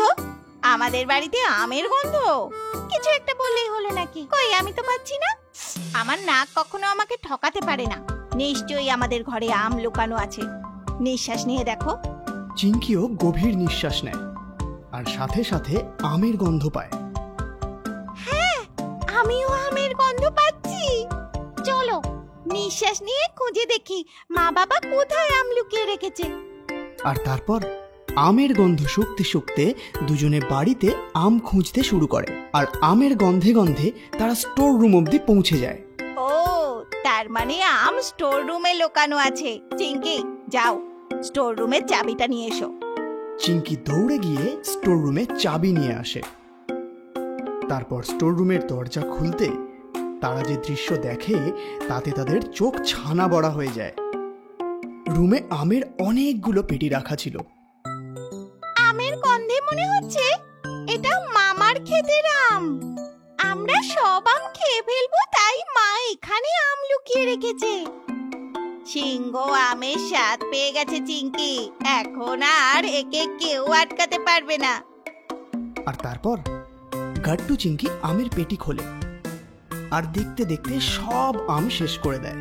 সন্ধ্যের সময় মা স্টোরের দরজা খোলে। এখন বাচ্চাদের দুটো আম কেটে দিই। আর তখনই মা দেখে আমের দুটো পেটি পুরো খালি। আরে এই দুটো পেটির আম কোথায় হওয়া হয়ে গেল? মা দৌড়ে হলে আসে। গাট্টু চিঙ্কি সত্যি কথা বলো, তোমরা আম চুরি করে খেয়েছো না? আরে কি হয়েছে? দু পেটি আম হাওয়া হয়ে গেছে। কি যে বলো না মা, আমরা কি করে জানবো আম স্টোর রুমে আছে? আর থাকলেও ইঁদুরে খেয়ে গেছে, আমরা কেন খাবো? তখনই মা গাট্টু চিংকির কাপড় লক্ষ্য করে দেখে দুজনের জামা কাপড়ে আমের দাগ লেগেছিল। এই দেখে মা হেসে বলে, হ্যাঁ, আম দুটো ইঁদুরে খেয়েছে আর সেই দুটো ইঁদুর আমার সামনে দাঁড়িয়ে আছে আর ইঁদুর দুটো জামা কাপড়ও পরে। এই কথা শুনে গাট্টু চিংকি একে অপরের দিকে তাকায় এবং নিজেদের জামা কাপড় নোটিস করে। আর আমের দাগ দেখে দুজনেই লজ্জা পেয়ে বলে, এই দাগগুলো তো মোছার কথা ভুলে গেছি। ডোন্ট ওয়ারি ইঁদুর, দাগ ভালো। মায়ের এই কথা শুনে গাট্টু চিংকিও বাবার সাথে হাসতে শুরু করে। મમ્મીએ બનાવ્યા ઇડલી ઢોસા. આજે મમ્મી પપ્પા સાંજ સુધી ક્યાંક બહાર ગયા હતા. સ્કૂલેથી આવ્યા પછી ગટ્ટુ અને ચિંકી પોતાના નેબર આંટીને ત્યાં લંચ કરવા જતા રહે છે. ચિંકી, જોરથી ભૂખ લાગી છે. ખબર નહીં આંટીએ લંચમાં શું બનાવ્યું હશે. હા ગટ્ટુ, મમ્મી તો રોજ ટેસ્ટી ટેસ્ટી લંચ બનાવે છે. આજે આપણે પહેલી વાર કોઈ બીજાના ઘરે ખાવા જઈશું. ગટ્ટુ ચિંકી વાતો કરતા કરતા આંટીના ઘરે પહોંચી જાય છે અને બેલ વગાડે છે. હવે તમે પણ અમારા મનપસંદ ટોયસ ઓર્ડર કરી શકો છો www.buntonkids.com થી. Link is in the description. આવો આવો ગટ્ટુ ચિંકી, હું તો તમારા બંનેની જ રાહ જોતી હતી. આજે મેં તમારા માટે ઈડલી અને ઢોસા બનાવ્યા છે. વાવ આંટી, મને તો ઇડલી બહુ ગમે છે. અને મને ઢોસા. હા તો આવો ને બેટા, જલ્દીથી હાથ ધોઈ લો, હું જમવાનું પીરસું છું. તે બંને જણા તો ઇડલી ઢોસા ખાઈને ખૂબ જ ખુશ થાય છે. આંટી, આટલી ટેસ્ટી ઇડલી તો આજ સુધી મમ્મીએ પણ નથી બનાવી. અને આંટી, આ ઢોસા પણ બહુ જ સરસ છે. અરે વાહ બેટા, હું તો ખુશ છું કે તમને ખાવાનું ભાવ્યું. લો, વધારે લો, મન ભરીને ખાઓ. ગટ્ટુ ચિંકી મન ભરીને ઇડલી ઢોસા ખાય છે અને પછી આંટીનો આભાર માનીને પાછા પોતાના ઘરે આવે છે. સાંજ પડતા મમ્મી પપ્પા પણ આવી જાય છે. મમ્મી મમ્મી, તમને ખબર છે આજે આંટીએ ઇડલી અને ઢોસા બનાવ્યા. અને મમ્મી, એમને બહુ જ ટેસ્ટી ખાવાનું બનાવ્યું હતું. ખરેખર મજા આવી ગઈ હતી. અરે વાહ બેટા, આ તો સરસ વાત છે કે તમને ખાવાનું ગમ્યું. તો બાળકો, પેટ ભરીને ખાધું હતું ને? તો શું પપ્પા, ગટ્ટુએ તો 5 ઇડલી ખાઈ લીધી. ચિંકીની વાત સાંભળીને બધા હસી પડે છે. બીજે દિવસે સવારે જ્યારે ગટ્ટુ અને ચિંકી ઉઠે છે ત્યારે જુએ છે કે મમ્મીએ બ્રેકફાસ્ટમાં ઇડલી અને ઢોસા બનાવ્યા છે. અરે આ શું મમ્મી, તમે પણ અમારા માટે ઇડલી અને ઢોસા બનાવ્યા છે? તો શું બેટા, કાલે તમને આંટીના હાથના ઇડલી ઢોસા એટલા ભાવ્યા તો મને થયું હું આજે ફરીથી બનાવી દઉં. વાહ મમ્મી, આ તો તમે બહુ સારું કર્યું. ચલો જલ્દીથી બ્રશ કરી લો તમે લોકો, અને હું તમારો નાસ્તો સર્વ કરું છું. બંને બાળકો ડાઇનિંગ ટેબલ પર બેસીને ઇડલી અને ઢોસા ખાય છે, પણ તેમને આ ઇડલી અને ઢોસામાં તે મજા નથી આવતી જે આંટીમાં આવતી હતી. પણ તેઓ મમ્મીને ઉદાસ નહોતા કરવા માંગતા. વાહ મમ્મી, બહુ ટેસ્ટી બની છે તમારી ઇડલી પણ. હા મમ્મી, ઢોસા પણ બહુ સરસ છે. પણ મમ્મી બંનેના મોઢા જોઈને બધી વાત સમજી જાય છે. તેમને ખબર પડી ગઈ કે બાળકોને ખાવાનું પસંદ નથી આવતું અને તેઓ કહી શકતા નથી. અચ્છા ઠીક છે, ચલો હવે તમે લોકો સ્કૂલ માટે રેડી થઈ જાઓ. પછી મમ્મી વિચારે છે કે એવી તો શું કમી રહી ગઈ તેમના ખાવામાં કે તે ખાવાનું આંટી જેટલું સ્વાદિષ્ટ નહોતું બન્યું. ઘણું વિચાર્યા પછી તેઓ આંટીના ઘરે જાય છે. હેલો ગટ્ટુ ચિંકીના મમ્મી, આવો આવો. આજે હું તમારા ઘરે એક જરૂરી કામથી આવી છું. હા હા બોલો ને. તમારાથી તમારા ઇડલી ઢોસાની રેસીપી માંગવી હતી. જ્યારથી ગટ્ટુ ચિંકીએ તમારા ઘરે ઇડલી ઢોસા ખાધા છે ત્યારથી એ લોકો બસ વખાણ જ કર્યા કરે છે. ઇનફેક્ટ મેં પણ એમના માટે ઇડલી ઢોસા બનાવ્યા, પણ એમને એટલા ના ભાવ્યા. અરે રે, એ તો એટલા માટે કે હું મારા ઇડલી ઢોસામાં અમુક સ્પેશિયલ મસાલા નાખું છું. ચલો હું તમને શીખવાડું છું. પછી આંટી પોતાની સ્ટાઇલમાં મમ્મીને ઇડલી ઢોસા બનાવતા શીખવાડે છે અને મમ્મી ઘરે પાછા આવે છે. અરે મમ્મી, ક્યાં ગયા હતા? કઈ નહીં ગટ્ટુ બેટા, તમારા બંને માટે એક સરપ્રાઈઝ છે જે તમને કાલે સવારે મળશે. વાહ મમ્મી, મને સરપ્રાઈઝીસ બહુ જ ગમે છે. હા બેટા, તો બસ કાલ સવાર સુધીની રાહ જુઓ. પછી બધા સૂઈ જાય છે. સવારે મમ્મી આંટીની બતાવેલી રેસીપી પ્રમાણે ફરી એકવાર ઇડલી અને ઢોસા બનાવે છે. થોડી જ વારમાં આખા ઘરમાં ઇડલી અને ઢોસાની સુગંધ ફેલાય છે. અરે વાહ મમ્મી, આટલી સરસ સુગંધ શેની આવે છે? ચિંકી, મને તો આ સુગંધ કંઈક જાણીતી લાગે છે. અરે હા ગટ્ટુ, મને પણ બેટા, આજે મેં ફરીથી ઇડલી ઢોસા બનાવ્યા છે, પણ આ વખતે મેં આંટીને પૂછીને એકદમ એમની રેસીપી ફોલો કરીને બનાવ્યા છે. ચલો ટેસ્ટ કરીને કહો કેવા બન્યા છે. પછી ગટ્ટુ અને ચિંકી એક્સાઇટેડ થઈ જાય છે અને ઇડલી અને ઢોસા ખાય છે. અરે વાહ મમ્મી, આ તો આંટી કરતા પણ મસ્ત બનાવી તમે. સાચી মম্মি, মজা આવી ગઈ. চিঙ্কির নতুন ড্রেস। বড়দের থেকে কিছু চাইতে হলে বাচ্চারা এমন বুদ্ধি বার করে যে বড়দের কথাই বন্ধ হয়ে যায়। একদিন সন্ধ্যেবেলায় চিঙ্কি কাবার্ড খুলে কাপড় দেখছিল। কত পুরনো কাপড় আমার কাছে, একটাও নতুন ড্রেস নেই। তখনই ওর মাথায় একটা বুদ্ধি খেললো। আইডিয়া, মায়ের থেকে নতুন ড্রেস চাইতে তো এর থেকে ভালো আইডিয়া হতেই পারে না। ওইদিকে মা রুমের সামনে দিয়ে যাচ্ছিল, হঠাৎ করে ওর চোখ ভেতরে গেল। চিঙ্কি কোথায় চলে গেল? এক্ষুনি তো কাবার্ড খুলে দাঁড়িয়েছিল। মা ভেতরে এসে কাবার্ডের সামনে দাঁড়িয়ে পড়ল আর এদিক সেদিক চিঙ্কিকে দেখতে শুরু করলো। তখনই হঠাৎ কাবার্ড মাকে বলল, কি আন্টি, চিঙ্কিকে খুঁজছো? প্রথমে তো আওয়াজটা শুনে মা একদম ভয় পেয়ে গিয়েছিল, কিন্তু তারপরে হেসে বলল, হ্যাঁ এটা চিঙ্কির রুম তো, চিঙ্কিকেই খুঁজছি। কিন্তু তুমি কে? আমি কাবার্ড, আমি চিঙ্কির কাপড়ের কাবার্ড বলছি। সরি বলছিলাম। এইটা শুনে তো মার মুখ থেকে হাসি বেরিয়ে যাচ্ছিল। ও তাহলে তুমি কাবার্ড বলছো? কাবার্ড, তুমি কি বলতে পারো আমার চিঙ্কি কোথায়? না, আমি একদম বলতে পারবো না। আচ্ছা, কেন বলতে পারবে না? কারণ আমার খিদে পেয়েছে, আমার পেট একদম খালি। কতদিন হয়ে গেল একটাও নতুন ড্রেস এলো না। আগে নতুন ড্রেস এনে দাও, তারপর বলবো চিঙ্কি কোথায়। এইটা শুনে মাম্মি ড্রামা করে বলল, আরে তার জন্যই তো খুঁজছিলাম, শপিং এ যেতাম, কিন্তু ছাড়ো, নতুন ড্রেস ক্যান্সেল। যেই কাবার্ড ক্যান্সেল वाला কথাটা শুনলো, কাবার্ডের মুখটা একদম খুলে গেল আর কাবার্ডে বসে থাকা চিঙ্কি জোরে চেঁচালো, কি মা, তুমি সবসময় এমন করো, কাট্টু কিছু চাইলে ছট করে দিয়ে দাও। চিঙ্কিকে এমন দেখে মার হাসি বেরিয়ে গেল। ও জোরে জোরে হাসতে শুরু করলো আর হাসতে হাসতে চিঙ্কির নতুন ড্রেস আসারও ফাইনাল হয়ে গেল।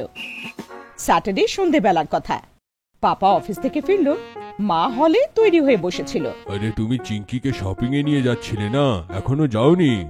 চিঙ্কি আসলে তো যাব, চিঙ্কি তো গট্টুর সাথে তলায় খেলছে। গট্টু চিঙ্কি সোসাইটির ক্যাম্পাসে খেলছিল, মজা করছিল, আর মা হাতে পার্স নিয়ে সোজা ওদের সামনে এসে দাঁড়িয়ে পড়ল। কি চিঙ্কি, কখন থেকে উপরে ওয়েট করছি তোমাদের। ও মা, সরি, খেলতে খেলতে ভুলেই গেছিলাম যে আমাদের শপিং করতে যাওয়ার আছে, এই গট্টুর কারণে হয়েছে। এখন এখানে দাঁড়িয়ে দাঁড়িয়ে ঝগড়া করো না, যাও গট্টু যাও, আমাদের জন্য রিক্সা নিয়ে এসো। গট্টু মিল খাট স্পিডে দৌড়ালো আর বাড়ির থেকে সোসাইটিতে একটা রিক্সা নিয়ে এলো। মাম্মি আর চিঙ্কি রিক্সা করে শপিং এর জন্য বেরিয়ে পড়লো। মলে এসে মা ছোট মোটো শপিং করতে থাকে। চিঙ্কি বেচারি ড্রেস সেকশনে যাওয়ার জন্য ব্যস্ত হয়ে পড়েছিল। মা চলো। আর চিঙ্কি মাকে নিয়ে কিডস কর্নার পৌঁছে গেল, যেখানে অনেক সুন্দর সুন্দর আলাদা রকমের ড্রেস বাচ্চাদের এক্সাইট করছিল। চলো, যেটা চাই সেটা চুজ করো। কিন্তু এত নতুন নতুন ড্রেস আর ট্রেন্ডি ফ্যাশনস দেখে বেচারি চিঙ্কি কনফিউজ হয়ে গিয়েছিল। এইটা নি না ওইটা, নাকি পুরো দোকানটাই নি।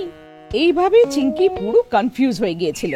তখনই ওর নজর একটা ড্রেসের উপরে পড়লো আর ওর মাথা থেকে অন্য সব ড্রেস আউট হয়ে গেল। ওয়াও, সো নাইস, এই ড্রেসটা তো আমি কারোর কাছে দেখিনি, একদম নতুন ফ্যাশন, এটা ট্রাই করে দেখি। এমন বলে চিঙ্কি ওই ড্রেসটা নিতেই যাচ্ছিল, তখনই ঝট করে ওই ড্রেসটা একটা অন্য মেয়ে নিয়ে নিল। আরে এটা আমি নিতে চাই। আরে শট, এই ড্রেসটা তো আমার না, আমার। আর এইভাবে দুজনের ভেতরে ঝগড়া শুরু হয়ে গেল। ওদের ঝগড়া শুনে ম্যানেজার আর মাও ওখানে এসে পড়লো।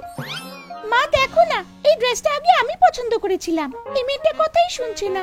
ডোন্ট ওয়ারি, এমন অন্য ড্রেসও হবে এখানে। সরি ম্যাম, এটা সিঙ্গেল পিসই অ্যাভেলেবল আছে। তাহলে তো এই ড্রেসটা আমারই চাই। চিঙ্কি মা, আরো তো অন্য ড্রেস আছে, তুমি ওইসব ট্রাই করো। না, আমার এটাই পছন্দ, আমার এটাই চাই। তখনই হঠাৎ করে পেছন থেকে একটা আওয়াজ এলো, মিঙ্কি। সবাই পেছনে ঘুরে দেখলো, পেছনে মিঙ্কির মা দাঁড়িয়েছিল। মাম্মি, আমার এই ড্রেসটাই চাই। তখনই চিঙ্কির মা মিঙ্কির মাকে বলল, আরে সারলা, তুই চিনতে পারলি? কেমন করে চিনবো না বন্ধু, 3 বছর কলেজে একসাথে কাটিয়েছি। তুই শপিং করতে এসেছিস? হ্যাঁ, এ আমার মেয়ে চিঙ্কি। ওর যে ড্রেসটা পছন্দ হয়েছে তোমার মেয়ে মিঙ্কিরও সেই পছন্দ। বলো এবার কি করি? আরে ডোন্ট ওয়ারি, মিঙ্কির চয়েস সেকেন্ডে সেকেন্ডে বদলায়। মিঙ্কি চলো, ওই কর্নারে লেটেস্ট ডিজাইনস থাকে। এইটা শুনে মিঙ্কি চিঙ্কির হাতে ওই ড্রেসটা ধরিয়ে দিল আর অন্য কর্নারের দিকে দৌড়ে গেল। দেখলি, দেখ এবার আমি যাই, আবার দেখা হবে। এমন বলে মিঙ্কির মা তো বেরিয়ে গেল, কিন্তু চিঙ্কি ড্রেস পাওয়ার পরেও রেগে মেগে দাঁড়িয়েছিল। এবার কি তোমার চয়েসও বদলে গেল? না, আমার তো এই ড্রেসটাই পছন্দ, কিন্তু এটা নিয়ে কত ড্রামা হলো এখানে।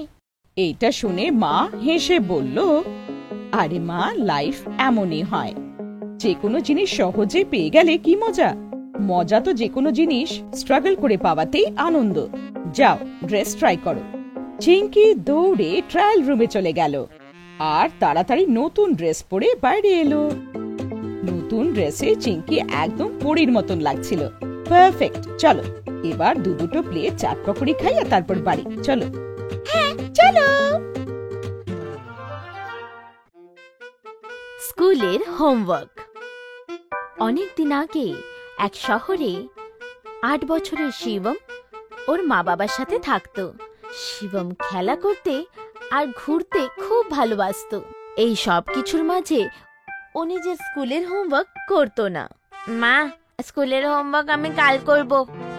আর যেদিন স্কুলের টিচার হোমওয়ার্ক চেক করতেন, সেদিন ও কোনো না কোনো অজুহাত দেখিয়ে স্কুলের ছুটি করে নিত। মা, আমার পেটে ভীষণ ব্যথা হচ্ছে, আমি আজ স্কুল যেতে পারবো না। ঠিক আছে, চলো, তুমি আজকেও বাড়িতে বিশ্রাম করো। এরকমটা অনেক দিন ধরে চলতে থাকলো। তারপর একদিন হঠাৎ টিচার ক্লাসের সমস্ত বাচ্চাদের বললেন, বাচ্চারা, কালকে আমি তোমাদের 3টে সাবজেক্ট ইংরেজি, বাংলা আর অঙ্কর নোটবুক চেক করব। তাই জন্য তোমরা সবাই নিজের নোটবুক নিয়ে আসবে। ওকে টিচার। শিবমের বন্ধু অঙ্কিত জানতো যে শিবমের একটাও হোমওয়ার্ক পুরো করা ছিল না। ও শিবমকে বলল, শিবম, এবার তুমি কি করবে? তোমার তো কোনোই বিষয়ের নোটবুক কমপ্লিট নয়। আমি জানি, এই জন্য আমি কাল স্কুলে যাব না। কি? শিবম প্রতিবারের মতোই পরের দিন পেট ব্যথার নাটক শুরু করলো। মা, আমার পেটে ভীষণ ব্যথা হচ্ছে। আজকে আবার? ঠিক আছে, চলো, তুমি আজকেও বাড়িতে বিশ্রাম করো।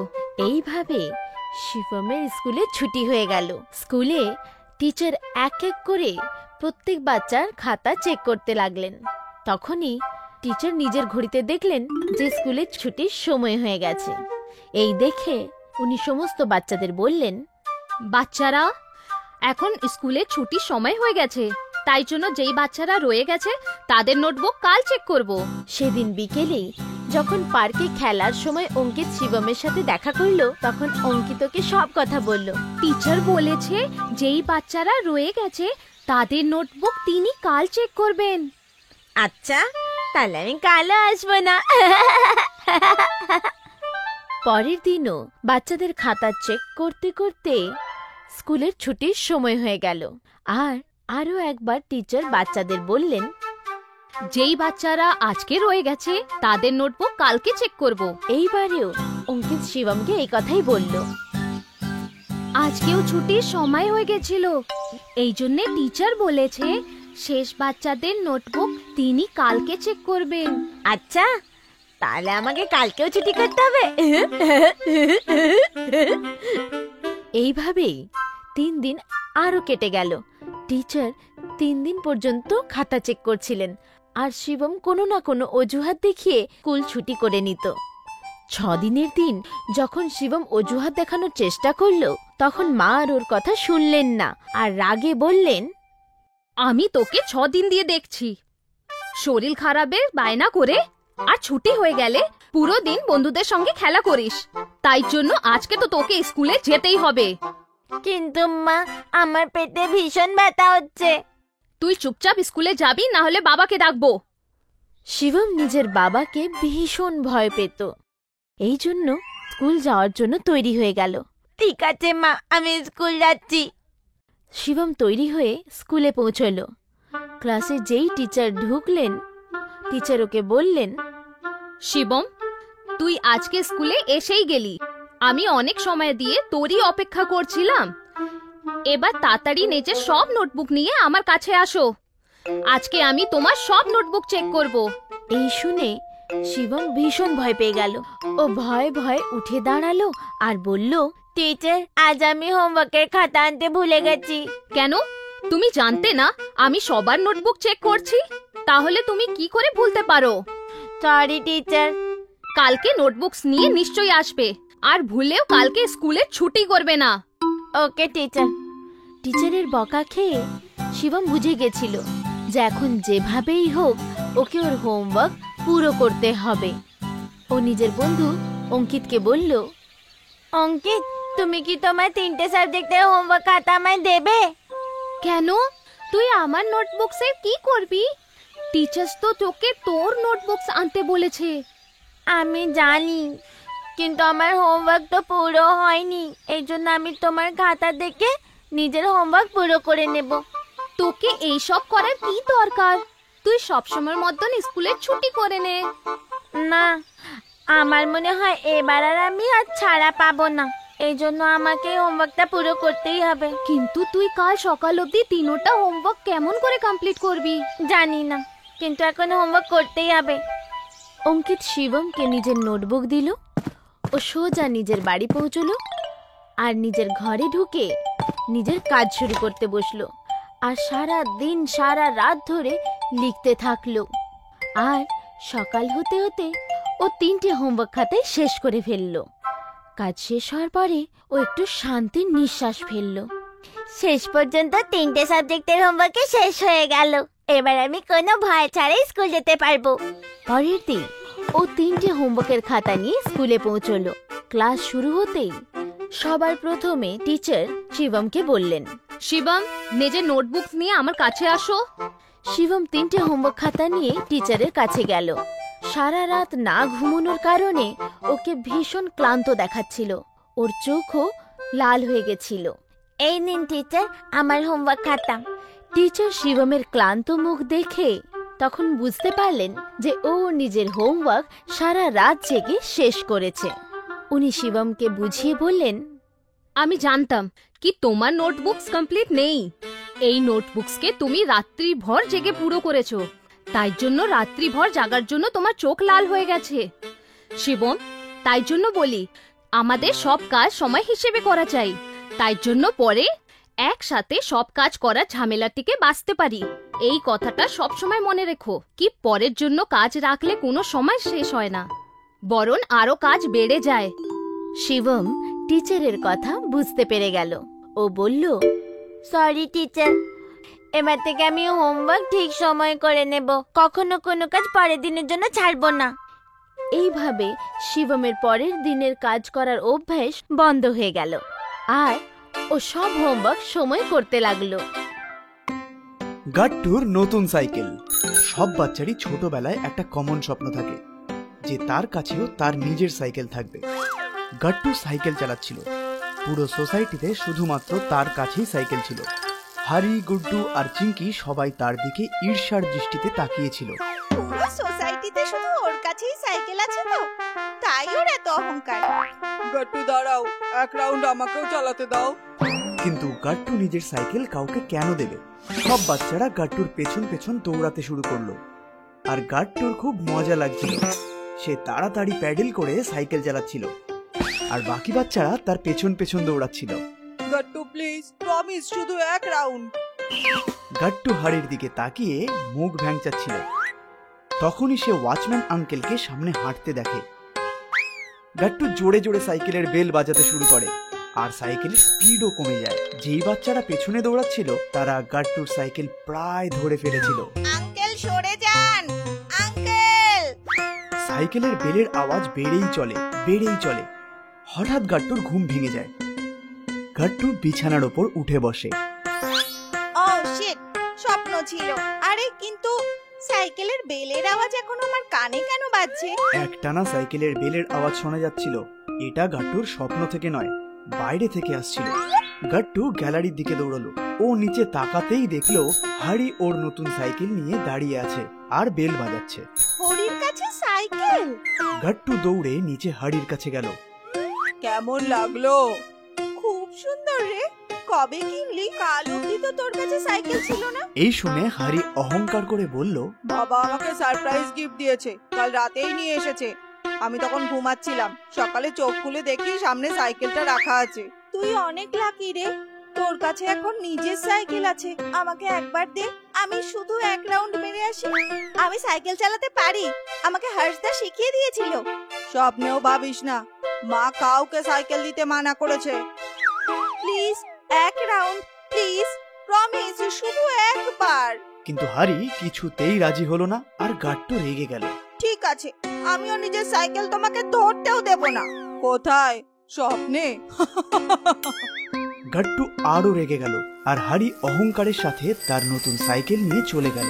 দেখিস, আমার কাছে তোর থেকেও ভালো সাইকেল থাকবে। গাট্টু মন খারাপ করে বাড়ি ফিরে এলো। বাবা, মা আর চিঙ্কি হলে বসেছিল। কোথায় চলে গিয়েছিলিস? এবার তাড়াতাড়ি ফ্রেশ হয়ে ব্রেকফাস্ট করে নে, আমাদের খাওয়া হয়ে গেছে। কিন্তু গাট্টু খুব রেগে ছিল। আমি ব্রেকফাস্ট করব না, আমি আজ না কিছু খাবো না কিছু করব। আরে হঠাৎ করে তোর আবার কি হলো? এখন তো হরির কাছেও নতুন সাইকেল আছে, ওর বাবাও কি গিফট করেছে। এখন সোসাইটিতে শুধু আমার কাছেই সাইকেল নেই। এই বলে গাট্টু কাঁদতে শুরু করে। সকাল হতে হতেই সাইকেলের বায়না শুরু। এবার কান্নাকাটি বন্ধ করো। সবার কাছে যা আছে সেটা তোমার কাছেও থাকতে হবে তার কোনো মানে নেই। তোমার কাছেও এরকম অনেক খেলনা আছে যা অন্য কারোর কাছে নেই। আমাদের কাছে সব থাকতে হবে তার কোনো মানে নেই। বাবা, তুমি আমাকে কথা দিয়েছিলে যে আমি বড় হয়ে গেলে তুমি আমাকে সাইকেল কিনে দেবে। বাবা, তুমি একটু বড় হলেই তোমাকে সাইকেল কিনে দেবো। তুমি সব সময় একই কথা বলো। এরকম চলতে থাকলে আমি বড় নই, বুড়ো হয়ে যাব। এই কথা শুনে মা, বাবা আর চিঙ্কি হাসতে শুরু করে দেয় আর গাট্টু আরো রেগে গিয়ে নিজের রুমে চলে যায়। সারা দিন গাট্টু নিজের ঘরে কান্নাকাটি করে। সে স্নান, খাওয়া দাওয়া সব ছেড়ে দেয়। গাট্টু, দরজাটা খোল বাবা। ভালো ছেলেরা জেদ করে না।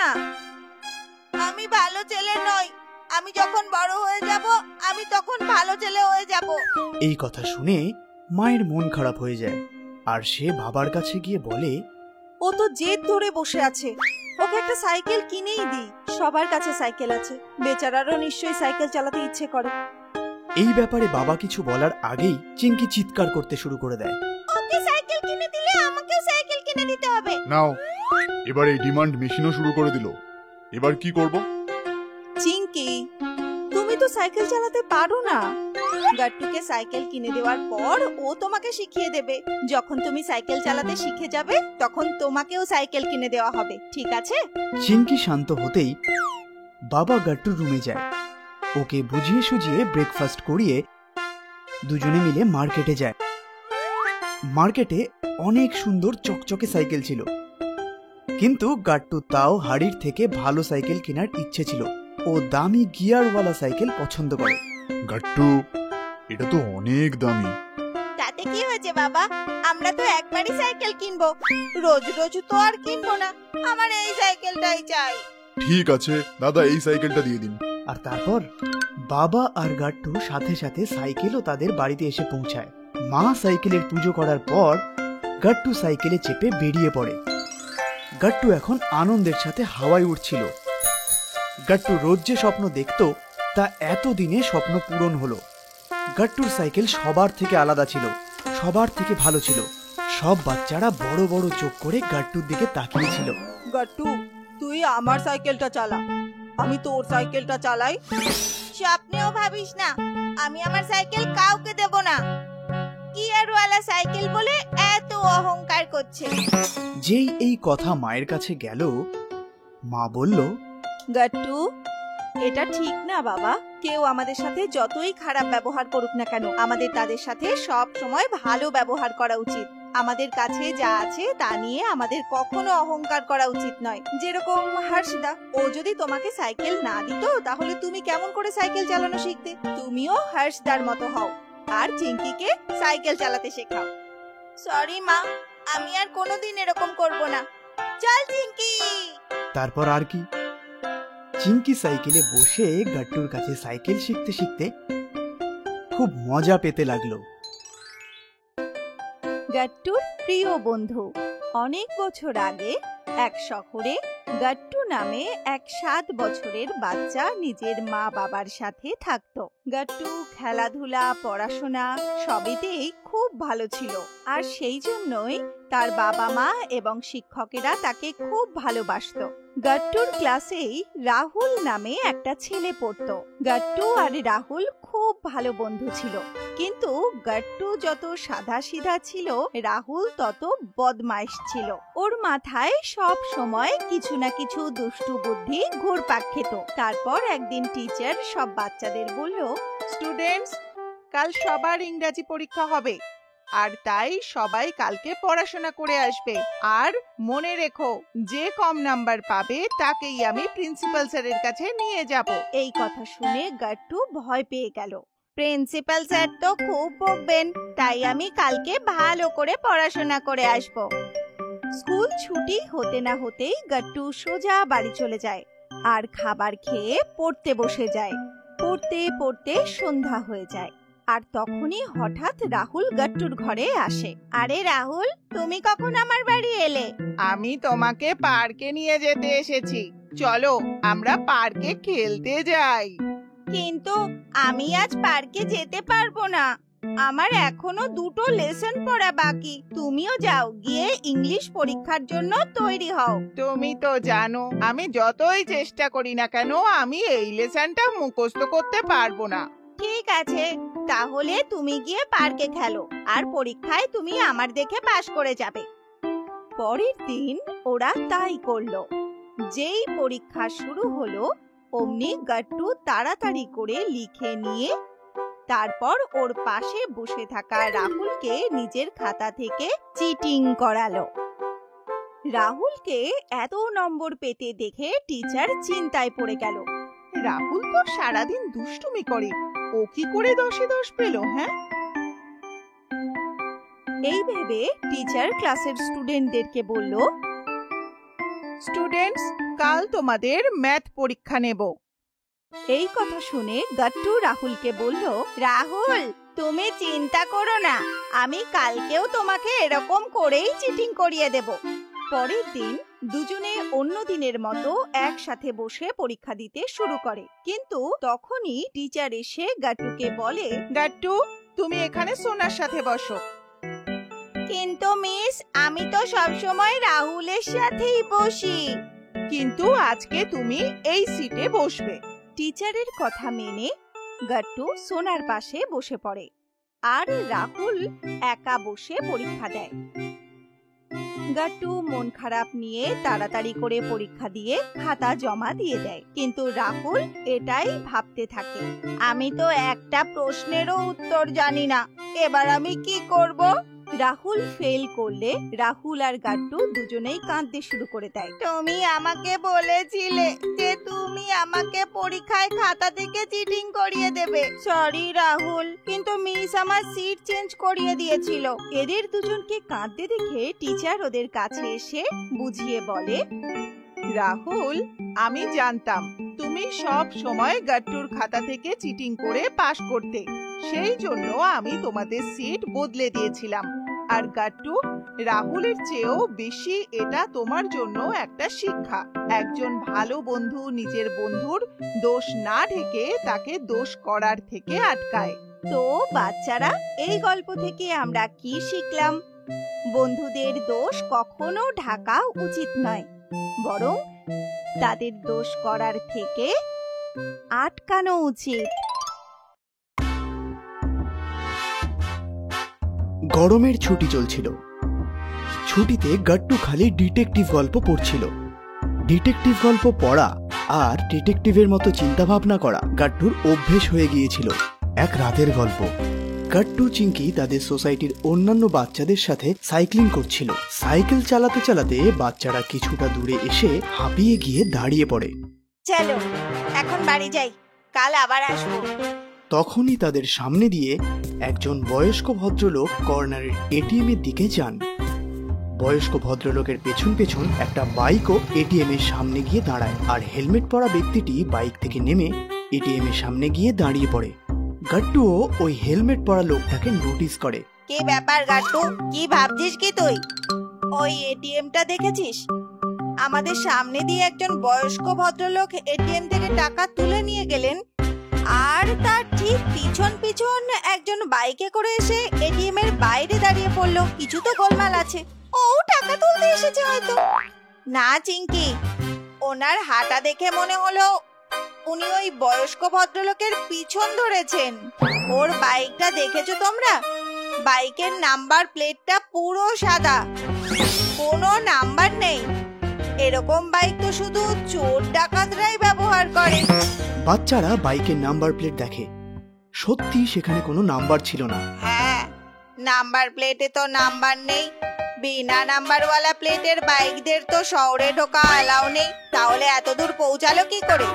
আরো একটা কথা, উনি এটিএম এর বাইরে হেলমেট পরে দাঁড়িয়ে আছেন। এটিএম এ মুখ ঢেকে যাওয়া অ্যালাউড নয়, তাও উনি হেলমেট পরে আছেন। তার মানে নিজের চেহারা ঢাকার জন্য উনি হেলমেট পরে আছেন। কিন্তু উনি আসলে কি চান? উনি টাকাটা ছিনতাই করতে চান। যেই ওই বয়স্ক ভদ্রলোক টাকা নিয়ে বেরিয়ে আসবেন, অমনি উনি টাকাটা ছিনিয়ে বাইক নিয়ে পালিয়ে যাবেন। আমি একবার ওনার বাইকটা দেখে আসি। আমিও যাব না, ওনার সন্দেহ হবে। আমি একাই যাই। গাট্টু চুপচাপ লুকিয়ে বাইকটার কাছে গিয়ে মন দিয়ে বাইকটাকে দেখতে শুরু করলো। লোকটা বাইকের চাবি ওখানে রেখেই চলে গিয়েছিল। ও, চাবিটা রেখে গেছে যাতে টাকাটা ছিনতাই করার পর চাবির ঝামেলায় না থাকে। তাড়াতাড়ি বাইক স্টার্ট করে যাতে পালিয়ে যেতে পারে। গাট্টু নাম্বার প্লেটে হাত দিতেই সে দেখে যে নাম্বার প্লেট কিছুক্ষণ আগেই সাদা রং করে নাম্বার লুকিয়ে রাখা হয়েছে। গাট্টু বাইকের সিট ওঠাতেই দেখে ভেতরে অনেক অস্ত্র লুকিয়ে রাখা আছে। গাট্টু পুরো খেলাটা বুঝে যায় আর বাইকের চাবি নিয়ে বন্ধুদের কাছে ফিরে আসে। এ নিশ্চয়ই চোর। আমি বাইকের চাবিটা নিয়ে এসেছি। আমরা তো ওর সাথে লড়তে পারবো না, কিন্তু ও বাইক নিয়ে পালাতেও পারবে না। হরি, এক কাজ কর, তুই যা পুলিশকে খবর দে, আর বাকিরা ছড়িয়ে ছিটিয়ে পড়ো। আমরা ওকে কিছুতেই পালাতে দেব না। আর তারপর হাড়ির সাথে সাথে বাকি বাচ্চারাও সাইকেল নিয়ে বেরিয়ে পড়ে। গাট্টু লক্ষ্য করে যে ওই ভদ্রলোক টাকা তুলে এটিএম থেকে বেরোয়। অমনি চোর হাত থেকে সব টাকা নিয়ে নেয়। ছাড়ো, হেল্প হেল্প! চোর দৌড়াতে দৌড়াতে বাইকের কাছে এসে দেখে বাইকে চাবি নেই। পালাও, চোর ধরো! চোর ভয় পেয়ে দৌড়াতে শুরু করে। গাট্টুও সাইকেল নিয়ে চোরের পেছন পেছন যায়। দাঁড়াও, তুমি বেশি দূর পালাতে পারবে না। এই কথা শুনে চোর আরো তাড়াতাড়ি দৌড়াতে শুরু করে। তখনই চিঙ্কি এবং বাকি বাচ্চারা গাট্টুর সাথে সাথে চোরের পিছু নেয়। দাঁড়াও, তুমি বাঁচতে পারবে না। চোর আরো জোরে দৌড়াতে শুরু করে। অমনি সামনে থেকে একটা পুলিশের গাড়ি আসে আর চোর দাঁড়িয়ে পড়ে। ওর পালানোর পথ ছিল না। হাড়ির সাথে সাথে পুলিশও গাড়ি থেকে নামে এবং চোরকে ধরে ফেলে। কিরে, খুব মিল খাওয়ার শখ?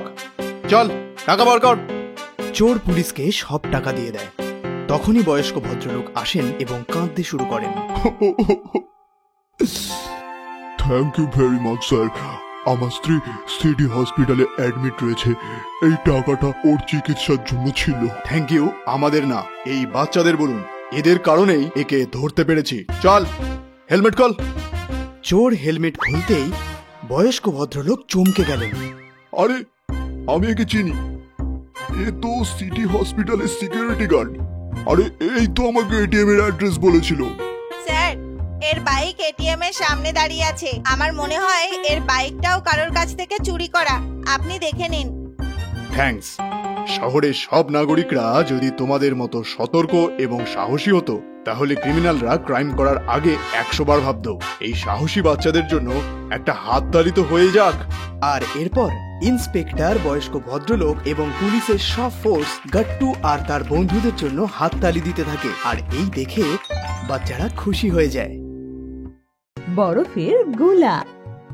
গ্রীষ্মকালের সময়, আর দুপুরের তপ্ত রোদের পর বিকেলের সময় এলো। গাট্টু চিংকি কুলারে ঠান্ডা হাওয়া খেয়ে ঘুমিয়েছিল। তখনই মা ওদের ডাকতে আসে। গাট্টু চিংকি, উঠে যাও, 5টা বেজে গেল যে। তোদের বন্ধুরাও তো বাইরে অপেক্ষা করছে খেলার জন্য। আর বন্ধুদের কথা শুনতে গাট্টু চিংকির ঘুম সঙ্গে সঙ্গে ভেঙে যায়। আর শিগগিরই উঠে দুজনে মুখ ধোয়ার জন্য বাথরুমে যায়। এদিকে লিভিং রুমে মা গুড্ডি আর হরিকে ঠান্ডা ঠান্ডা রুয়াবজা খেতে দিয়েছিল। Thank you aunty. Thank you aunty, দারুণ লাগলো রুয়াবজা খেয়ে। আরে আরে সোনারা, ওয়েলকাম তোমাদের। আর দেখো বাইরে কত গরম, তাই তোমাদের জন্য ঠান্ডা ঠান্ডা রুয়াবজা দিলাম। এটা তোমাদের খেলার জন্য আরো শক্তি দেবে। সবাই হাসতে লাগে। তখনই গাট্টু চিংকি হাত মুখ ধুয়ে বেরিয়ে আসে। চলো গুড্ডি আর হ্যারি, আমরা ঘরের সামনে থাকা পার্কে খেলতে যাই। সেখানে কত দোলনা আছে। হ্যাঁ, আর আমিও নিজের ব্যাডমিন্টন নিয়ে নিয়েছি। আমরা ব্যাডমিন্টনও খেলবো। ওকে? হ্যাঁ চিংকি, নিশ্চয়ই দারুণ মজা হবে। ওখানে সে গোলাওয়ালা আঙ্কেলও আসবে। চলো তাড়াতাড়ি যাই। ঠিক আছে, আগে দুজনে নিজের রুয়াবজা শেষ করো। গাট্টু চিংকি, তোমাদের রুয়াবজা খেয়ে নাও, তারপর খেলো। এটা খেলে তোমাদের শরীরে জলের অভাব হবে না যে। এটা শুনে সব বাচ্চারা নিজেদের রুয়াবজা শেষ করে ফেলে আর চারজনে মাঠে যাওয়ার জন্য বেরিয়ে পড়ে। প্লেগ্রাউন্ডে পৌঁছে সবাই দোলনা ঝুলতে লাগে। চলো আমরা ওই রাইডে যাই, কত ভালো লাগছে। হ্যাঁ গাট্টু, চল। এখানে কত ভালো লাগছে না দোলনাতে দুলতে। সেই গোলা আঙ্কেল কখন আসবে? আমার তো খুব কালা খাট্টা ফ্লেভারের গোলা খেতে ইচ্ছা করছে। হ্যাঁ সত্যি, আমি আর ধৈর্য ধরতে পারছি না। আমি অরেঞ্জ ফ্লেভার ওয়ালা গোলা খাবো। চিংকি, তুমি কোন ফ্লেভার খাবে? আমি তো আঙ্কেল আসার পরে ডিসাইড করব। পার্কে দোলনা দোলার পর গাট্টু, চিংকি, গুড্ডি আর হ্যারি ব্যাডমিন্টন খেলতে লাগে আর খুব মজা করে। 8 ঘন্টা খেলার পর ওরা হাঁপিয়ে ওখানে বসে পড়ে। গরমের জন্য বাচ্চাদের ভীষণ ঘাম বেরোচ্ছিল। আর তখন একটা আওয়াজ শুনতে পায়। গোলা নিয়ে নাও, গোলা। ঠান্ডা ঠান্ডা মিষ্টি মিষ্টি গোলা খেয়ে নাও। গোলা কাকুর আওয়াজ শুনে সব বাচ্চারা আনন্দে লাফিয়ে ওঠে। চলো আমরা মায়ের কাছে গিয়ে গোলার জন্য পয়সা নিয়ে আসি। আরে ততক্ষণে সেই কাকু দূরে না চলে যাক আবার। আমার কাছে একটা আইডিয়া আছে। আমি গিয়ে দৌড়ে মায়ের কাছ থেকে টাকা নিয়ে আসছি, আর তোমরা গিয়ে গোলা কাকুকে এগিয়ে যেতে বাধা দাও। সব প্ল্যানিং করে ওরা তাড়াতাড়ি ওঠে আর ওটা করার জন্য সঙ্গে সঙ্গে দৌড় লাগায়। গাট্টু চিংকি গোলার জন্য মায়ের কাছ থেকে পয়সা নিয়ে আসে আর গুড্ডি আর হ্যারি দৌড়ে গিয়ে গোলা আঙ্কেলকে থামিয়ে দেয়। আরে গোলা কাকু, দাঁড়িয়ে যান, কুলফি নেওয়ার আছে। হ্যাঁ আঙ্কেল, দাঁড়িয়ে যাও, আমরা অনেকক্ষণ ধরে ডাকছি তোমায়। আরে আরে বাচ্চারা, তোমরা তো দৌড়াদৌড়ি করতে করতে নিঃশ্বাস ফুলছে। দাঁড়াও, আমি এক্ষুনি একটা ভালো গোলা দিচ্ছি। কাকু, আমাদের 4টে গোলা বানিয়ে দিন না। হ্যাঁ হ্যাঁ নিশ্চয় বাচ্চারা, বলো কোন কোন ফ্লেভার খাবে তোমরা? আমি তো ম্যাঙ্গো ফ্লেভার খাবো। আর আমার জন্য একটা কালা খাট্টা গোলা বানিয়ে দাও না। আমি একটা মিক্স ফ্লেভারের গোলা খাবো, যাতে সব ফ্লেভার আছে। আমি একটা পেয়ারা স্বাদের গোলা খাবো। হ্যাঁ হ্যাঁ বাচ্চারা, আজকে আমার বানানো গোলা খুবই অভিনব হবে। গোলা কাকুর মুখ থেকে এই কথা শুনে বাচ্চারা খুব অবাক হয়ে যায় আর চিন্তায় পড়ে যায়। কেন কাকু, আজকে কি স্পেশাল আছে? বাচ্চারা, আজকে শুধু আমি তোমাদেরকে ফেভারিট ফ্লেভারের নয়, বরং আপনার ফেভারিট আকারের গোলাও দেব। বাহ, তার মানে হলো কাকু, আমরা যে শেপ বলবো তুমি সেই শেপের গোলা বানিয়ে দেবে আমাদের। হ্যাঁ হ্যাঁ, একদমই ঠিক বললে। গোলা কাকুর মুখ থেকে এই কথা শুনে সব বাচ্চারা খুব খুশি হয়ে যায় চলো বাচ্চারা, এখন এক এক করে আমাকে বলো কার কোন শেপের গোলা খাবার আছে। কাকু, আমার গোলার শেপ পুরো রাউন্ড হওয়া উচিত। আমার গোলা স্কোয়ার শেপের করে দিন। আমার গোলা একটা সিলিন্ডারের শেপের হওয়া চাই, সবার থেকে আলাদা। আমি তো একটা ট্রায়াঙ্গেল শেপের গোলা খাবো। এই নাও বাচ্চারা তোমাদের প্রিয় গোলাগুলো। সব বাচ্চা নিজেদের পছন্দের গোলা নিয়ে গোলা কাকুকে থ্যাংক ইউ বলে আর গোলা নিয়ে মাঠের বেঞ্চে গিয়ে বসে পড়ে। সন্ধে হয়ে এলো আর সব বাচ্চারা নিজেদের মা বাবার সাথে নিজেদের বাড়ি ফিরে যাচ্ছিল। গাট্টু, চিংকি আর ওর বন্ধুদের গোলা তো শেষ হয়ে যায়, কিন্তু কথা চলতে থাকে। তখনই মা এসে ওদের ডাকে, চলো বাচ্চারা ঘরে চলো। আর গুড্ডি আর হ্যারি, তোমার মা বাবা তোমাদের জন্য কল করেছিল, তোমাদের মা তোমাদেরকে ডাকছে। অন্ধকার হয়ে এলো যে। হ্যাঁ আন্টি, আমরা এখনই যেতাম। Bye Gattu Chinki. Bye bye Gattu Chinki. Bye bye. Bye bye. কালকে তোমরা আবার ফিরে এসো, তোমাদের বাহানাতে আমরা আবার গোলা খাবো। হ্যাঁ, আমরা নিশ্চয়ই আসবো গাট্টু। ফল, সবজি আর পিৎজা বার্গার। অনেক বছর আগে এক শহরে একটা পরিবার থাকতো। পরিবারে দাদু ঠাকুমা আর মা বাবার সাথে 8 বছরের হিমাংশু আর 7 বছরের হিমানি থাকতো। দুজনই বাইরের খাবার খুব ভালোবাসতো। এই জন্য ওরা দুজন পিৎজা বার্গার তো খুব শখ করে খেত, কিন্তু শাকসবজি আর ফল খাওয়ার জন্য বারণ করে দিত। না, আমরা সবজি আর ফল খেতে ভালোবাসি না, আমাদের শুধু পিৎজা আর বার্গার ভালো লাগে। কিন্তু বাচ্চারা, যদি তোমরা ফল আর সবজি খাবে না, তাহলে তোমাদের চোখ তো কমজোর হয়ে যাবে আর তোমাদের এই ছোট বয়সেই চশমা লাগাতে হবে। কিন্তু ওরা কখনোই মায়ের কথা শুনতো না।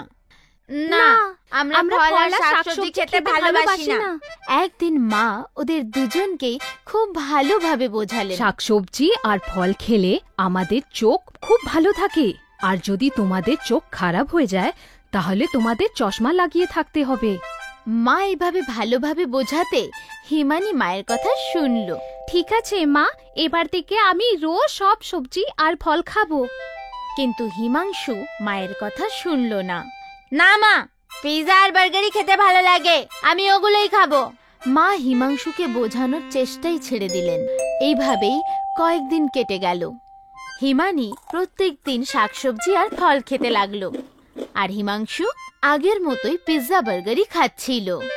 একদিন স্কুলে হিমাংশুর টিচার ওকে বললেন, হিমাংশু, ব্ল্যাকবোর্ডে লেখা প্রশ্নটার উত্তর দাও। কিন্তু যখন হিমাংশু বোর্ডের দিকে তাকালো, ও সবকিছু আবঝা আবঝা দেখছিল। ও নিজের চোখ দুটোকে ঘষে আবার দেখল, কিন্তু ও সবকিছুই আবছাই দেখতে পেল। হিমাংশু উত্তর না দেওয়ায় টিচার ওর দিকে রাগে তাকালেন। হিমাংশু, কি তুমি এত সোজা প্রশ্নের উত্তরটাও জানো না? দাঁড়াও, এখনই আমি তোমার মা বাবাকে স্কুলে ডাকছি। এই বলে টিচার ক্লাসরুম থেকে বেরিয়ে গেলেন। কিছুক্ষণ পরে টিচারের ফোন করায় হিমাংশুর মা বাবা স্কুলে পৌঁছলেন। আমি হিমাংশুর থেকে এত সোজা প্রশ্ন করেছি অঙ্কর, কিন্তু হিমাংশু এতটাও জানে না কি 2 আর 2 কত হয়। কি হিমাংশু, তুমি এত সোজা একটা প্রশ্নের উত্তরও জানো না? মনে হচ্ছে আজকাল তুমি পড়াশোনা ঠিক করে করছো না। না মা, আমি জানি 2 + 2 4 হয়। তাহলে তুমি টিচারকে উত্তর কেন দাওনি? কারণ আমি বোর্ডের লেখাটা দেখতেই পাচ্ছিলাম না। আমি তোমাকে বলেছিলাম না শাকসবজি আর ফল খাওয়া করো। দেখো, তোমার এখন চোখ খারাপ হলো। যদি তুমি হিমানির মতন আমার কথাটা শুনতে, তাহলে তোমার চোখও ভালো থাকতো। সরি মা, এবার থেকে আমি রোজ শাকসবজি আর ফল খাবো। হিমাংশুকে এভাবে কাঁদতে দেখে ওর মা বুঝে গেলেন যে হিমাংশু নিজের ভুল বুঝতে পেরেছে। উনি হিমাংশুকে চুপ করাতে করাতে বললেন, ঠিক আছে হিমাংশু, যা হয়ে গেছে তা হয়ে গেছে, কিন্তু এবার থেকে তুমি যদি প্রতিদিন শাকসবজি আর ফল খাবে, তাহলে তোমার দৃষ্টি আবার থেকে ঠিক হয়ে যায়। ততদিনের জন্য চলো আমি তোমাকে চশমা লাগিয়ে দিচ্ছি।